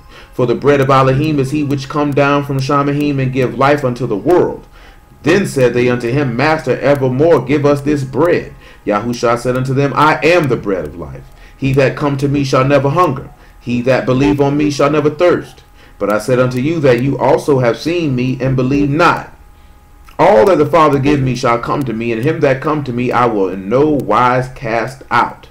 For I come down from Shamahim not to do my own will, but the will of him that sent me. And this is the Father's will which have sent me, that all of which he hath given me I should lose nothing, but should raise it up again at the last day. And this is the will of him that sent me, that everyone which see the Son and believe on him may have everlasting life, and I will raise him up at the last day. Now, of course, we know, just looking in verse 41 and continuing down in this chapter, they continued to murmur. They began to murmur. They began to complain. They began to grumble. They began to grumble and complain for bread, just like your forefathers mumbled and complained for bread. They were mumbling and complaining, is Elohim with us or not? This is what they doing. Because he said, I've already told you, and you seen me, and you don't believe me. They saw you who were work in the wilderness, and they didn't believe him. And they complained, is you with us or not? Because we're not sure. We need a sign. We need to know. Do something for us. We'll read verse 43, though. Yahushua therefore answered and said unto them, murmur not among yourselves. No man can come to me except the Father which hath sent me draw him, and I will raise him up at the last day. It is written in the prophets, and they shall be all taught of Elohim. Every man therefore that have heard and have learned of the Father come unto me. And you know what I take it back to? That knowledge and wisdom is the stability of thy times, and the strength of thy salvation, and the fear of Yahuwah is his treasure. Because if you had been taught of Elohim, then of course you would come to Yahushua, because you would have the knowledge and wisdom which would produce the faith, which takes us back to what we discussed on Wednesday, that the faith of Yahushua HaMashiach through the scriptures will make you wise unto salvation, as Paul wrote to Timothy in 2 Timothy chapter 3 and about verse 14. Because that would end up becoming your strength, which is why your house would be built upon that rock, that when the winds come and the storms blew, that your house wouldn't fold, because it was built upon a rock, because you heard the word and you did it. You heard it, you believed it, and you lived by your faith. Therefore, you are solid and you cannot be moved. He tells you that in Psalms 125, that those that are of Elohim, they cannot be shaken, they can't be moved. You could get a little, guess what? If a house is built on a firm foundation and the wind comes, it might shake, it might even sway, left or right, might even sway, but it ain't never gonna fall. Might look like it's gonna fall, but it's never gonna fall. It can look like it's getting a little weak and it could topple over, but it's never gonna fall. Because it was built firmly and it's attached and affixed firmly upon a secure foundation which cannot be moved. You could be strong in the faith and be in situations you could get a little wobbly, a little weak. Because we know that with Mashiach, he got a little weak. Don't never let nobody tell you that you can't never get a little bit of weak. That's a lie from hell. If your master went through it and he got strengthened by Malachim in that same situation, he got a little bit wobbly. So you know what, if it's possible, nevertheless, he didn't fall though, nor fold, nor crumple, but continue. See, people give all these false assumptions that, you know what I'm saying, you're still a flesh and blood animated being. You still have blood coursing through your veins. Your flesh will take an intense pain if it takes any type of trauma, which means all the maladies and imperfections of a mortal being exist because that carnal nature exists. And that carnal nature has a propensity for weakness, a propensity for sorrow, and all other things. And they will exist. But because you have crucified yourself and the affections of lust with Mashiach, and because you have given yourself over by the whole mind, the whole heart, and the whole soul to the living Elohim, then therefore you are able to endure all things. You'll be able to do that knowing what we read earlier, because he will never leave you nor forsake you, because you never left nor forsake him. See, people want Yahuwah to stand up tall for him when they abandon this man, and then they expect him to come through in the clutch at your leisure. Doesn't work that way. It's not that type of party. Nevertheless, drop to 49. Your fathers did eat manna in the wilderness and are dead. This is the bread which come down from Shamahim, that a man may eat thereof and not die. I am the living bread which came down from Shamahim. If any man eat of this bread, he shall live forever. And the bread that I will give is my flesh, which I will give for the life of the world. Now, of course, we know Mashiach, according to 1 Corinthians chapter 10, is that rock. So how did he give us honey out of the rock? He gave us honey out of the rock because he just equated himself to manna and said that that bread was his flesh. And he said, take, eat, this is my body. Therefore, he was able to give you manna or malachine food or living bread out of a rock. That rock being Mashiach. How was he able to give you oil out of a rock? Well, let's sit back and let's look at how he was able to give you oil out of a rock. Well, we got to paraphrase 10:22. But nevertheless, no, let's do that. No, we're not going to do that. We're going to do it because it ties in to what we dealt with Wednesday. So when we dealt with Wednesday, he said that his work was perfect. And we know that that work was perfect as forth is cleansing a man, or the tamaim, or cleansing his inward parts. We see from eating his flesh that that would be the first part of his work being perfect, because eating his flesh is representative of his death. So then he said, the next thing he said is that his ways are judgment. And we looked at that as forth as his ways of judgment by the casting off of the adversary and the discarding of death, because he overcame the adversary. So let's look at the next part of what we're looking at. It is the oil. Let's look at the oil.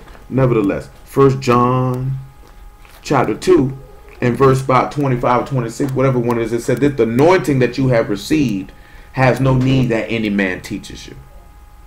Now we know anointing is representative of oil. We know that the high priest, before he takes over according to law, you can check that out in about Exodus chapter 40 and also Exodus chapter 28. Yah willing, we'll get to those things and enumerate those things in greater detail at the time appointed. Now those things had to be placed upon the priest before he could serve. Now, of course, we dealt with that judgment. So when you look at the oil coming out of the rock, when we look at Luke 24 and about verse 44, then he tells his apostles how the whole book is about them, and he tells them to remain in Jerusalem until the time appointed that they be endued with power from on high. Then we sit back and look at how oil came out of the rock by the dispensing of the Ruach HaKodesh in that particular instance. So now we turn around and look at how did water come out of the rock. We already looked at a physical manifestation of water coming out of a rock. So let's look at the spiritual manifestation of the same said thing in the 4th chapter of John and about verse 14. Actually, we will pick it up in about verse 9. And then we will look at on the last day water coming from a rock. And even still of that well, because you know Isaiah chapter 12 and verse 6, if I'm not mistaken, tells you to draw waters out of the well of salvation with joy. Zechariah 13 tells you about how he's opened a fountain for uncleanliness and for sin for the house of David and Jerusalem. So then that takes us back to what I told you to focus on in Exodus 16, where he said that there was no worm or stink that came out of this manna when it laid up on the 7th day. So I gave you twice as much, so you didn't have to come get it on the Shabbat. You didn't have to come look for it. Because it said if you come out there looking for it, it ain't going to be there. So we will see. Then saith the woman of Samaria unto him, how is it that thou, being a Yahudim, ask drink of me, which am a woman of Samaria? For the Yahudim have no dealings with the Samaritans. Yahushua answered and said unto her, if thou knew the gift of Elohim, and who it is that saith to thee, give me to drink, thou would have asked of him, and he would have given thee living water. The woman saith unto him, sir, thou hast nothing to draw with, and the well is deep. From whence then hast thou that living water? Art thou greater than our father Jacob, which gave us the well, and drank thereof himself, and his children and his cattle? Yahushua answered and said unto her, whosoever drink of this water shall thirst again. But whosoever drink of the water that I shall give him shall never thirst. But the water that I shall give him shall be in him a well of water springing up into everlasting life. Now, you know, he told you in John 7, y'all, we all know it. Whoever believe on him, as the scripture has said, out of his belly will flow rivers of living water. Now, In Isaiah 55, he said, come unto me and drink. You, 1 Corinthians chapter 10 said they all drank from that spiritual rock. And that spiritual rock was Mashiach. So what is these waters that we need? Because we all know you need water to live. But we don't look at these living waters that emanate from out of this rock, is that we definitely need this water to live. Your ancestors complained and said, if we don't get the water, we're going to die. But yet do we go and beseech Elohim of water and of this fashion that cause a man to live forever? Like your forefathers asked him for some water to quench a thirst? Because he said whoever believe on him would never hunger nor thirst. We already know he said, blessed are those who hunger after righteousness, they'll be filled. Blessed are those who thirst after righteousness, they be filled. So if you thirsting after righteousness, you thirsting after that faith, which means you would be thirsting after knowledge and wisdom, which goes back to what we read in Proverbs and all these things, so your faith could be built. Because he said his revenue is better than fine gold. People don't want to build no faith. They just be wanting to argue and be able to spit useless information that's not even profiting them, because they're not executing it with any type of foresight, understanding, or desire to do so in the first place. We have taken this man's word and we have made it common. We've taken this man's word and we've made it whatever day you say the Sabbath is, social club. That's all we've done. We've done the same things that our forefathers had done before us, and we are continuing those things. And the only thing that we don't recognize is that we are still completely and utterly devoid of the faith of Elohim, which will cause a man to get a well of everlasting life in him and to be a partaker of the power and majesty and honor of the living Elohim when he returns to enter into his esteem and to bring forth his kingdom for all those that love him. There's not a mistake that this book say the just shall live by their faith. Are you living by your faith? Do you even have a faith to live by? Because if you do have a faith to live by, then you would have knowledge and wisdom. That knowledge and wisdom would produce understanding. That understanding would cause you to have the insight. And all three of these matters will cause you to fear Elohim with every ounce of your being, because we already read it. Let's hear the conclusion of the matter. Fear Elohim and keep his commandments. That's the whole duty of man. Period.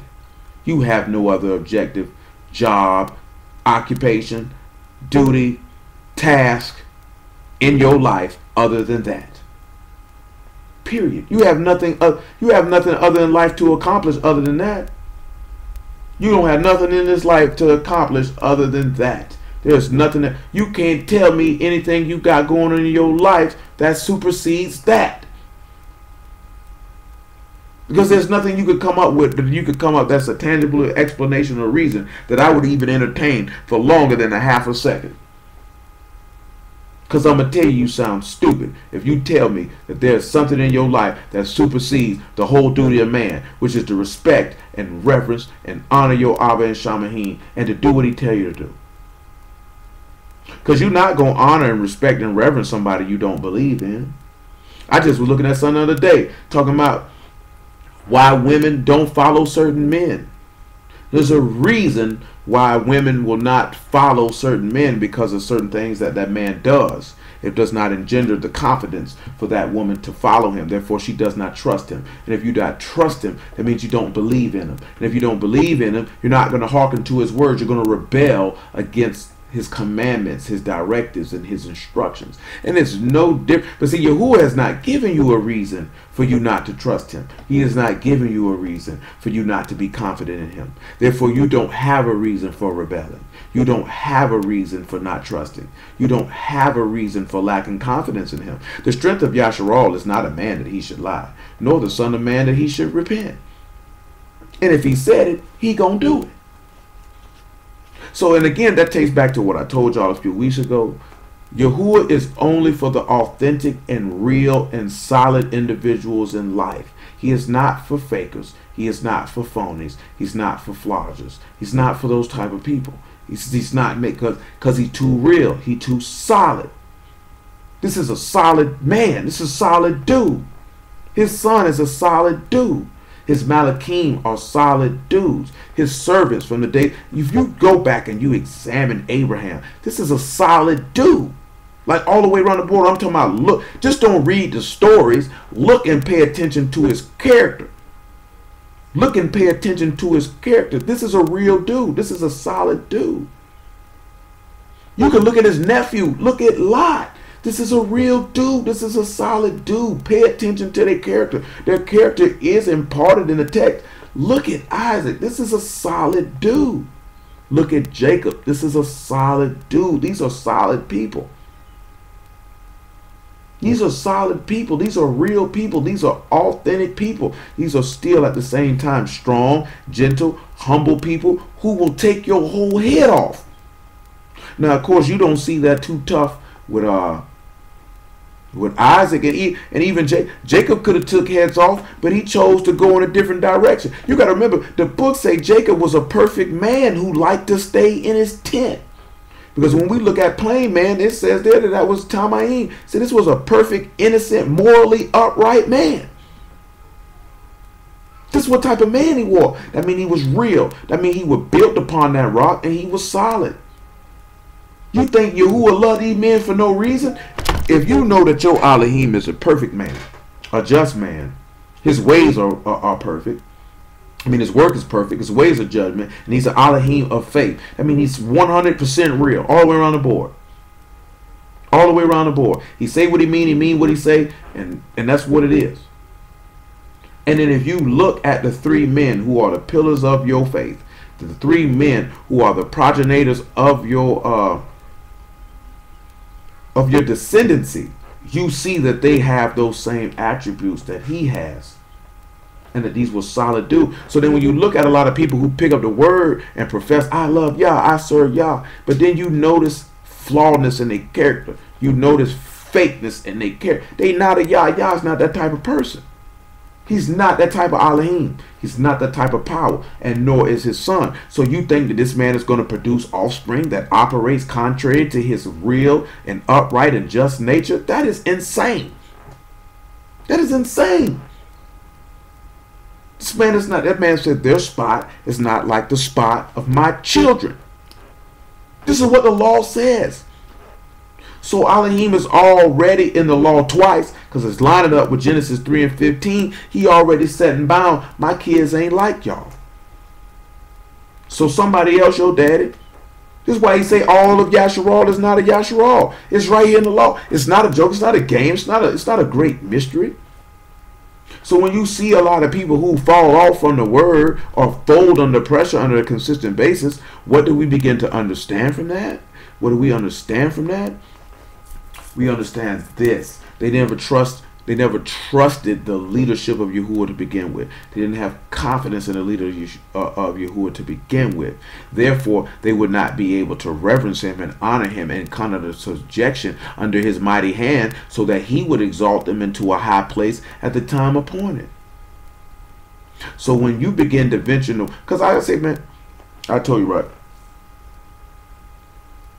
I don't know every Hebrew dude that I see pop up on stuff all the time. And some of these brothers may be very, very solid individuals. I can't speak about men who I don't know, ain't had no dealings with, on what their character, personalities, and spirits are like. You know what I'm saying? Now, I know, shoot, Will just asked me this the other day, and I seen a chick talking about it today, ironically, about how, you know, why there is so many more women than men on the earth. I can't answer that question. But there's one thing that I can say. It's just like this woman stated today. These niggas want to tell you that they're gonna get 7 wives. This, that, there, and the third. And if you look at a lot of dudes, and you look at our women, a lot of our women will pick a fake nigga. 9 times out of 10 because they're fake themselves. You know what I'm saying?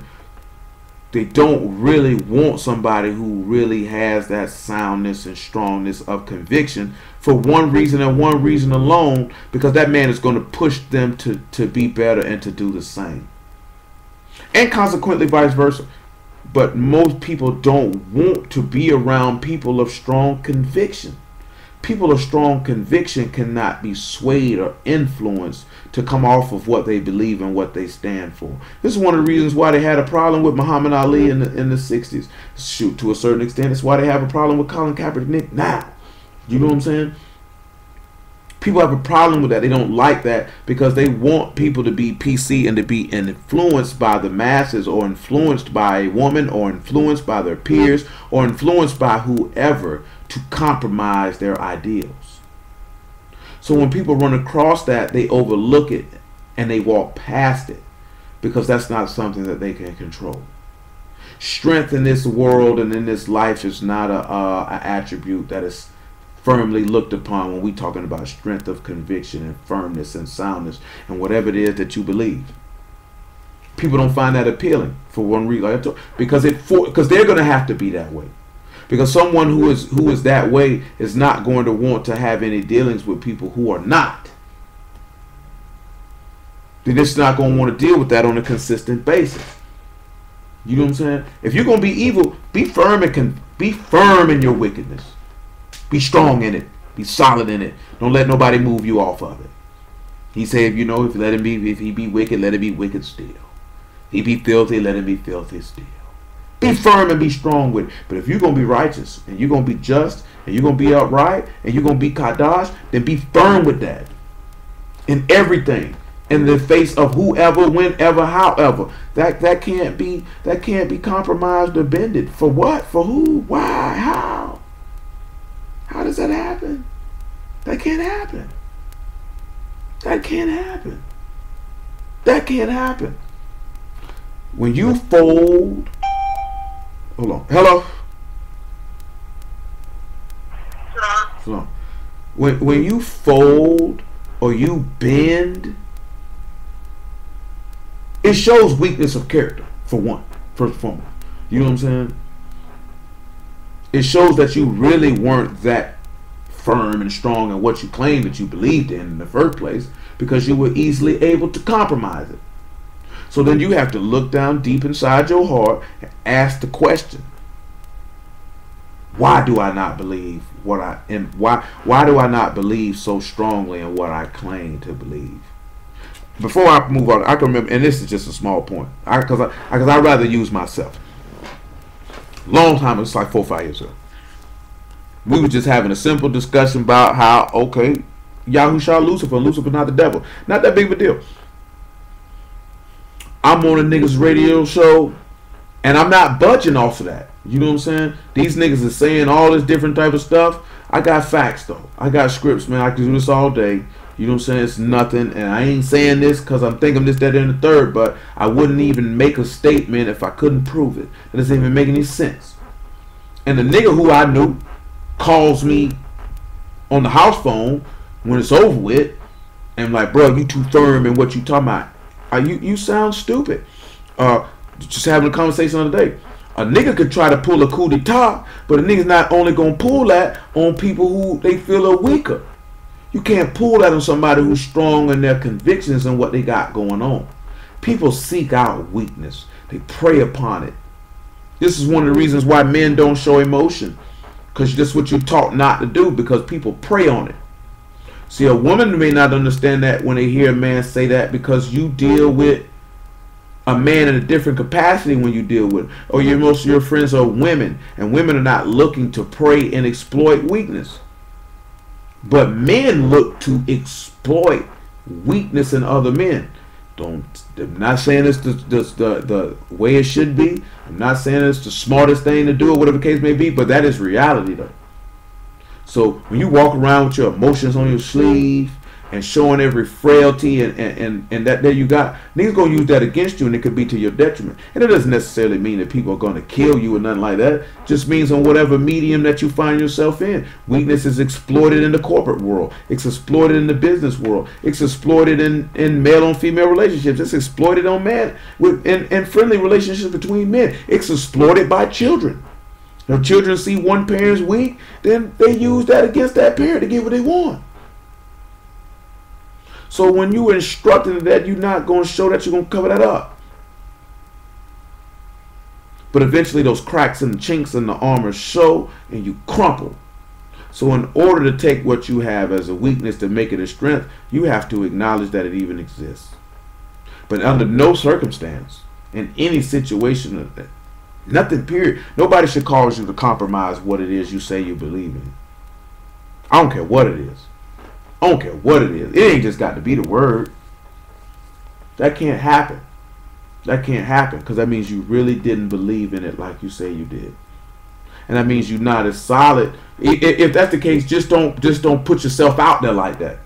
Once you put your neck out there like that, that's you. You got to stand on that. You got to be that. And if you know that's not a part of your makeup, don't put yourself out there like that. Nevertheless, we finished in John chapter 4. Let's swing around here to well,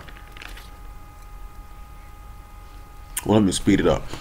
You can pull y'all Zechariah chapter 14 right about verse 8. And Ezekiel 47. And you'll see water coming out of the house.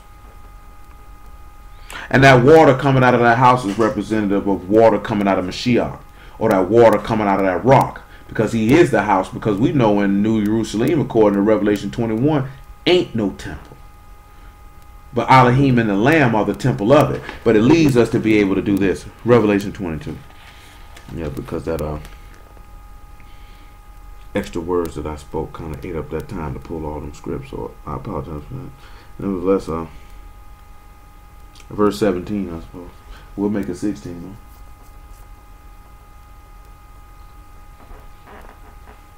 So when we look at this rock has actually produced salvation for us in twofold manner. Because you can look at the oil. The oil and the water is one and the same. It has produced the sacrifice of life, with the honey that came out the rock being the manna. And it produced the byproduct of that sacrifice, which is the anointing of oil, or the dispensing of water, or the giving of the Ruach HaKodesh, which is eternal life. So after we read this Revelation 22 and 16, we will swing our way to Romans chapter 6. And the Ruach and the bride said, Come, and let him that hear say, Come, and let him that is athirst come, and whosoever will, let him take the water of life freely. Look, I just want y'all to understand the key component, what it said. It said, whosoever will. And I've taken us back to Isaiah 55, when he tells you to come down to the rivers and drink wine without price. See, why do you pay for that which is not bread? But he said, whosoever will. I mean, it's your choice. And you can come take this water freely. He is freely offering it to you. And in the book of Luke, he tells you clear as day that it's your Father's good pleasure to give you the kingdom. It's his desire. It's what he wants to do. It's what he wants to do. It's what he wants to do. He wants to give you that. He wants to impart it. Remember, we read it before, well, a couple weeks ago. In the book of Luke, he said the same thing. He said, if you haven't been faithful with that which is another man's, how can the Father give you what is yours? If you've been unjust with the unrighteous mammon, how can he commit to your trust the true riches? Knowing that the fear of Yahuwah is your treasure, and those riches are on high, and the Father is desperately desiring to impart these things unto you. He wants nothing more than for you to have it, for you to possess it, for you to take it unto yourself and to guard it with every inch of your life. But see, the thing is, it's because we haven't given our whole heart, mind, and soul over to him. We're not looking at what he has to give is that precious and that valuable to attain. And so, therefore, if we was to receive it, we're not going to hold fast to it. And it's the same token when we look at the word. When you hear the word, and you begin to receive it, you're going to hold fast that which you have. You're going to hold it fast. And when you hold it fast, that means it's going to be forever with you, and you're going to remember him. You're going to remember we read in Deuteronomy 4, he said, lest you corrupt yourselves and forget his covenant. Because when you forget his covenant, you're forgetting him. This means you're forgetting the sacrifice that he made for you. Which means you're forgetting the wrath that he imparted on your enemies for you, so that you're forgetting the salvation that he worked for you. That covenant is supposed to bring that to mind. When you forget the covenant, you forget the promises, which means you forget the faith, which is desperately more wicked than any act of the flesh that a man could commit, because you saying that I don't believe in Yahuwah anymore when you forget the covenant. See, you have men who have forgotten the covenant in deed, but then you have some who have forgotten the covenant in heart. Because there's a lot of people who forget the covenant in deed. They just like to say, yah, yah, yah, Yahusha, and sing songs and clap their hand, kumbaya, and all that. Wicked, though. Just wicked, though. Disgustable, despicable, vile men. Contemptible, who ought to be spit upon every time you see them. Just disgusting. You know what I'm talking about? See, I'm talking about people, okay, I'm fighting a battle. I ain't got myself right, though. I know I got to get right. Still no excuse, but I don't consider you to be vile or contemptible. I'm talking about niggas who keep this man name in their mouth and repping it and wicked when ain't nobody looking. Flogging before others when niggas know you and know that's not how you roll. And know that you more concerned with the honor from men than the honor of Elohim. And that you are a first class hypocrite. I'm talking about first class wine and lobster they serve you up there. You got a reclining seat on the flight. You a wicked bastard, and those men ought to be spit upon every time they sing. Because I know that niggas make excuses for people like that. There's no excuse for you niggas, because you niggas know what you're doing, and you outright and utterly despise our Father. How can I look at you with respect and honor? I cannot. The text says, whosoever despises Yahuwah, Yahuwah will find them to be lightly esteemed. He don't see you. That's how he view you. You a stinking bastard to him. Romans chapter 6, verse 19.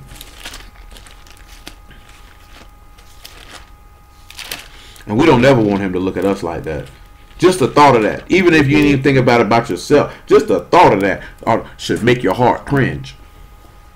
Just the thought of it make you sad. I wouldn't dare want this man to look at me lightly esteemed. Look at me as a vile piece of garbage. I gotta hurt your heart. Like this here, not me. I can't speak for nobody else, but not me. He ain't finna be looking at me like that. I don't want this man ashamed of me when he see me.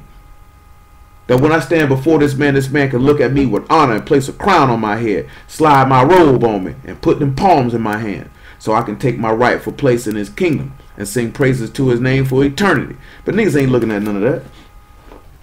I speak after the manner of men, because this is Romans 6 and 19, because of the infirmity of your flesh. For as you have yielded your member servants to uncleanliness and to iniquity unto iniquity, even so now yield your member servants to righteousness unto Kadash. For when you were the servants of sin, you were free from righteousness. What fruit had you in those things whereof you are now ashamed? For the end of those things is death. But now being made free from sin and become the servants to Elohim, you have fruit unto Kadash, and the end everlasting life. For the wages of sin is death, but the gift of Elohim is eternal life through Yahusha HaMashiach, our master. And the reason why we can't, I really wanted verse 23, but I just didn't want to quote or just read that one verse by itself. It said the wages of sin are death. So we see the honey coming out of the rock is the payment for sin. Because he had to be offered, he had to be sacrificed. He said, this is my body is the bread of life, which I'm going to give for the life of the world, which is my flesh. But the gift of eternal life came out of that same rock that dispensed that honey, because oil came out of that rock and water came out of that rock. But we can also look at that he took water out of the flinty rock, and we're running out of time. We're not running out of time. I just don't want to keep y'all all night. But I told you to recall what he said about the manna, that he gave you 2 days worth, and that if you went out there on the Sabbath, it wouldn't be there. Don't go out there, you ain't gonna find none. So knowing that Mashiach is that manna, and he gave you 2 days work because he went in the tomb on the Shabbat, you know what I'm saying? They went on back onto the house. Now, of course, the Shabbat was coming to an end according to Matthew 28 and Mark 16 and Luke 24 and John 20. They came there and they found that the manna wasn't there. It wasn't there. They couldn't find any. There wasn't any manna there. And it was gone. But then we look at the thing that he stated about also with that manna, when it laid up on that Shabbat day. Hold on, let's go back and look at it. I can't do that part like that though. Go back to Exodus chapter 16.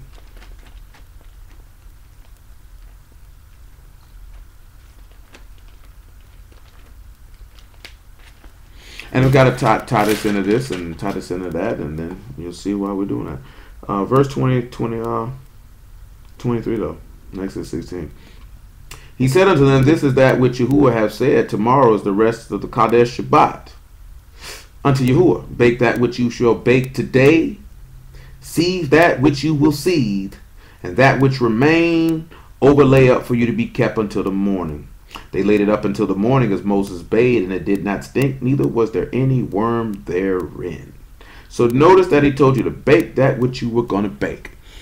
You know you got to bake things with heat, and we know that Mashiach was turned up in the furnace of affliction. But let's look at Sunday, John chapter 19, because he told you to lay, he give you twice as much on the Shabbat, told you to bake what you were going to bake and seed what you were going to seed and lay it up. And when you came out there on the Shabbat, you wake up on the Shabbat and you needed you some manna, it wasn't going to have no worm in it, and it wasn't going to stink. So, we'll just look at John 19 for clarity's sake. We know what it say, but that's for people who may come later who are not familiar. 19 and 28, I suppose. And after this, Yahushua, knowing that all things were now accomplished, that the scripture might be fulfilled, saith, I thirst. Now there was a set vessel full of vinegar, and they filled the sponge with vinegar, and put it upon hyssop, and put it to his mouth. When Yahushua therefore had received the vinegar, he said, It is finished, and he bowed his head and gave up the ruach. The Yahudim, therefore, because it was the preparation that the body should not remain upon the cross on the Shabbat day, for the Shabbat day was a high day, besought Pilate that the legs might be broken and that they might be taken away. So, we see that Mashiach, he said he gave you twice as much as on manna on the Shabbat. We've already established Mashiach said he the manna. We've already established that. That's been established. So now, he is about to go in the grave on preparation day or the 6th day, as we've seen in the law. He said, I'll give you twice as much on the Shabbat, and it's not going to stink, and ain't no worm going to get it. So why is that important?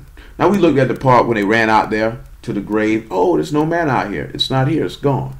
But let's look at the part where he said it wasn't going to stink. Because we've already established the baking, what you're going to bake, and seed what you're going to seed. Because him giving up the ruach right here and saying him thirst, that's what him being baked. Because he's being baked in the furnace of affliction. He's been cooked right now. So he done baked what he was going to bake. And he done seed what he was going to seed. He done did that. You was doing exactly what's written in here. That's being done. But then he said no worm, and it wasn't going to stink. So let's go to Acts chapter 2.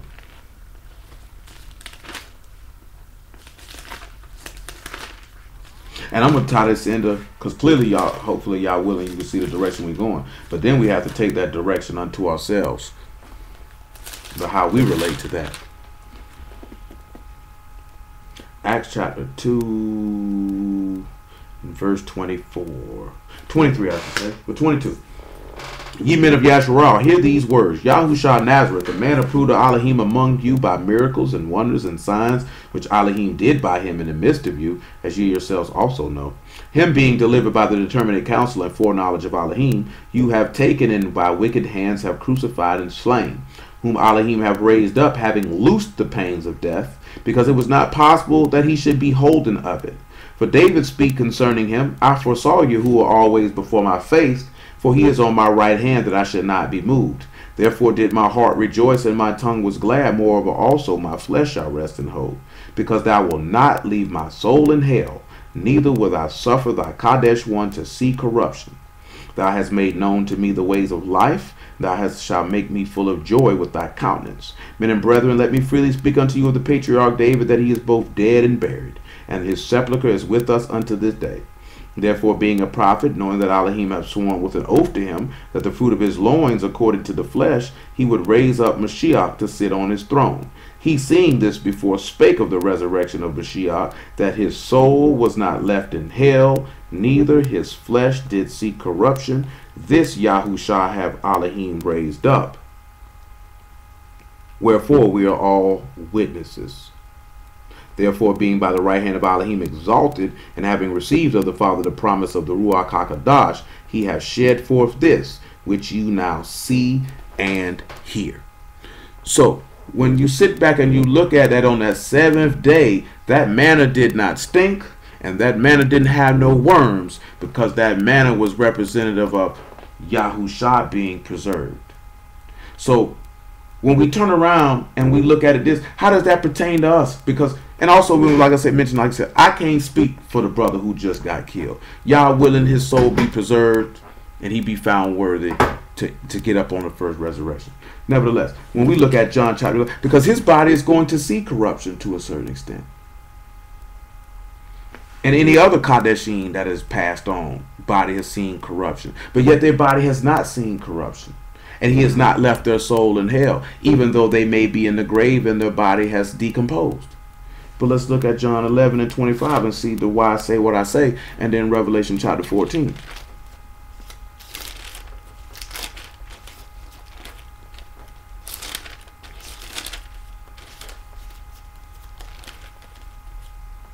Eleven and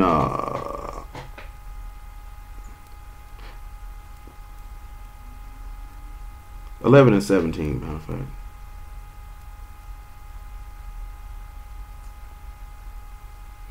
But actually, I'm going to back up to where she makes a statement, if I can find where that statement was.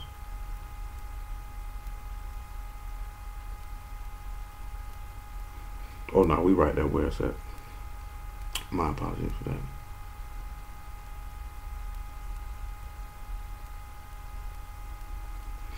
So 11 and 17, John. Then when Yahushua came, he found that he had lain in the grave 4 days already.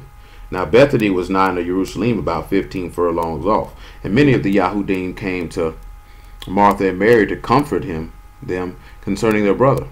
Then Martha, as soon as she heard that Yahushua was coming, went and met him, but Mary sat still in the house. Then said Martha unto Yahushua, Master, if thou had been here, my brother had not died.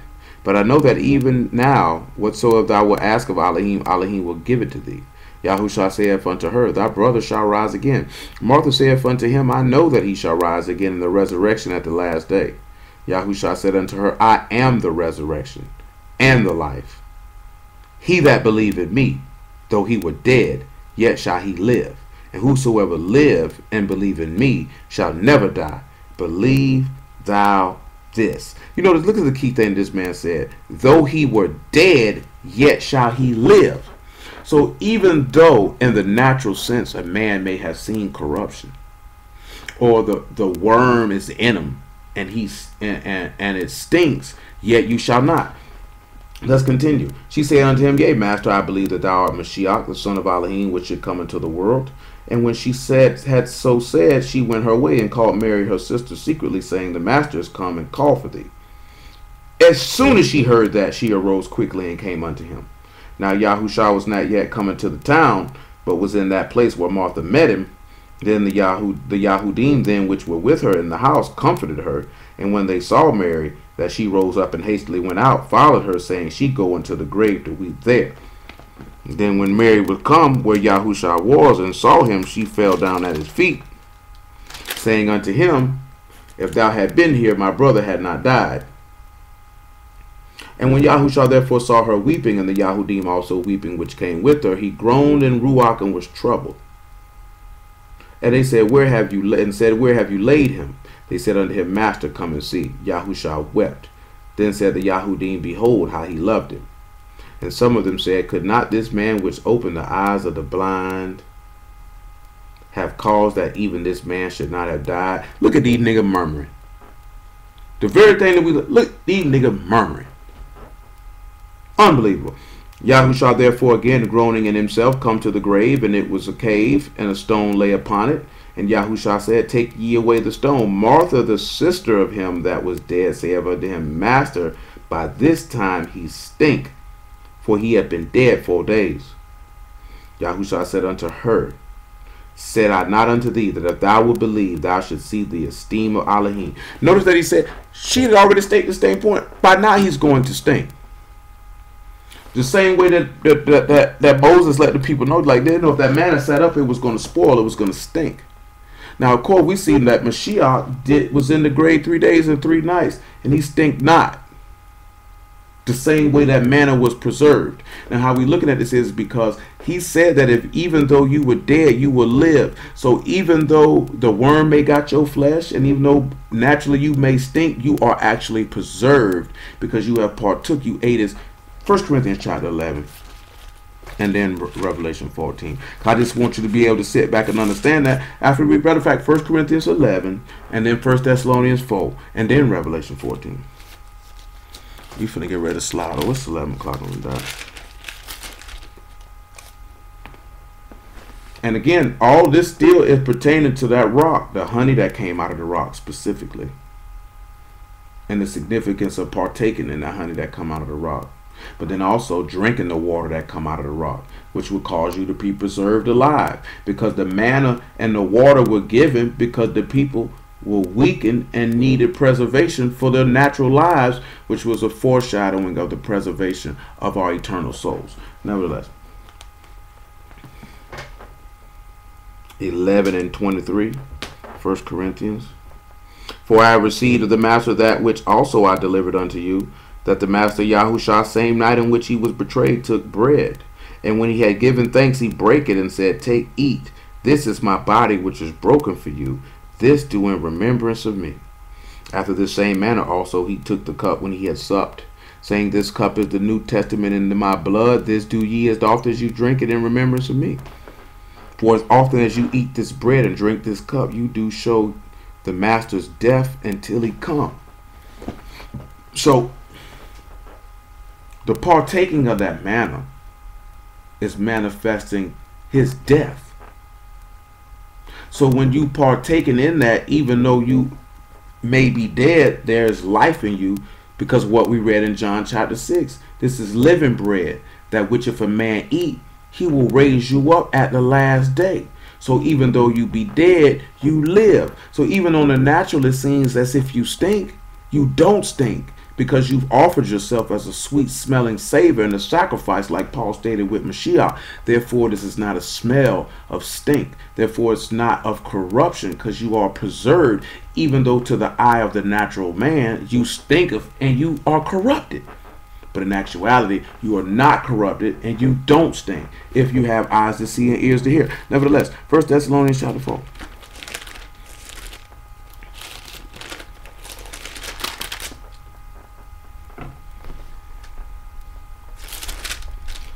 And verse 13.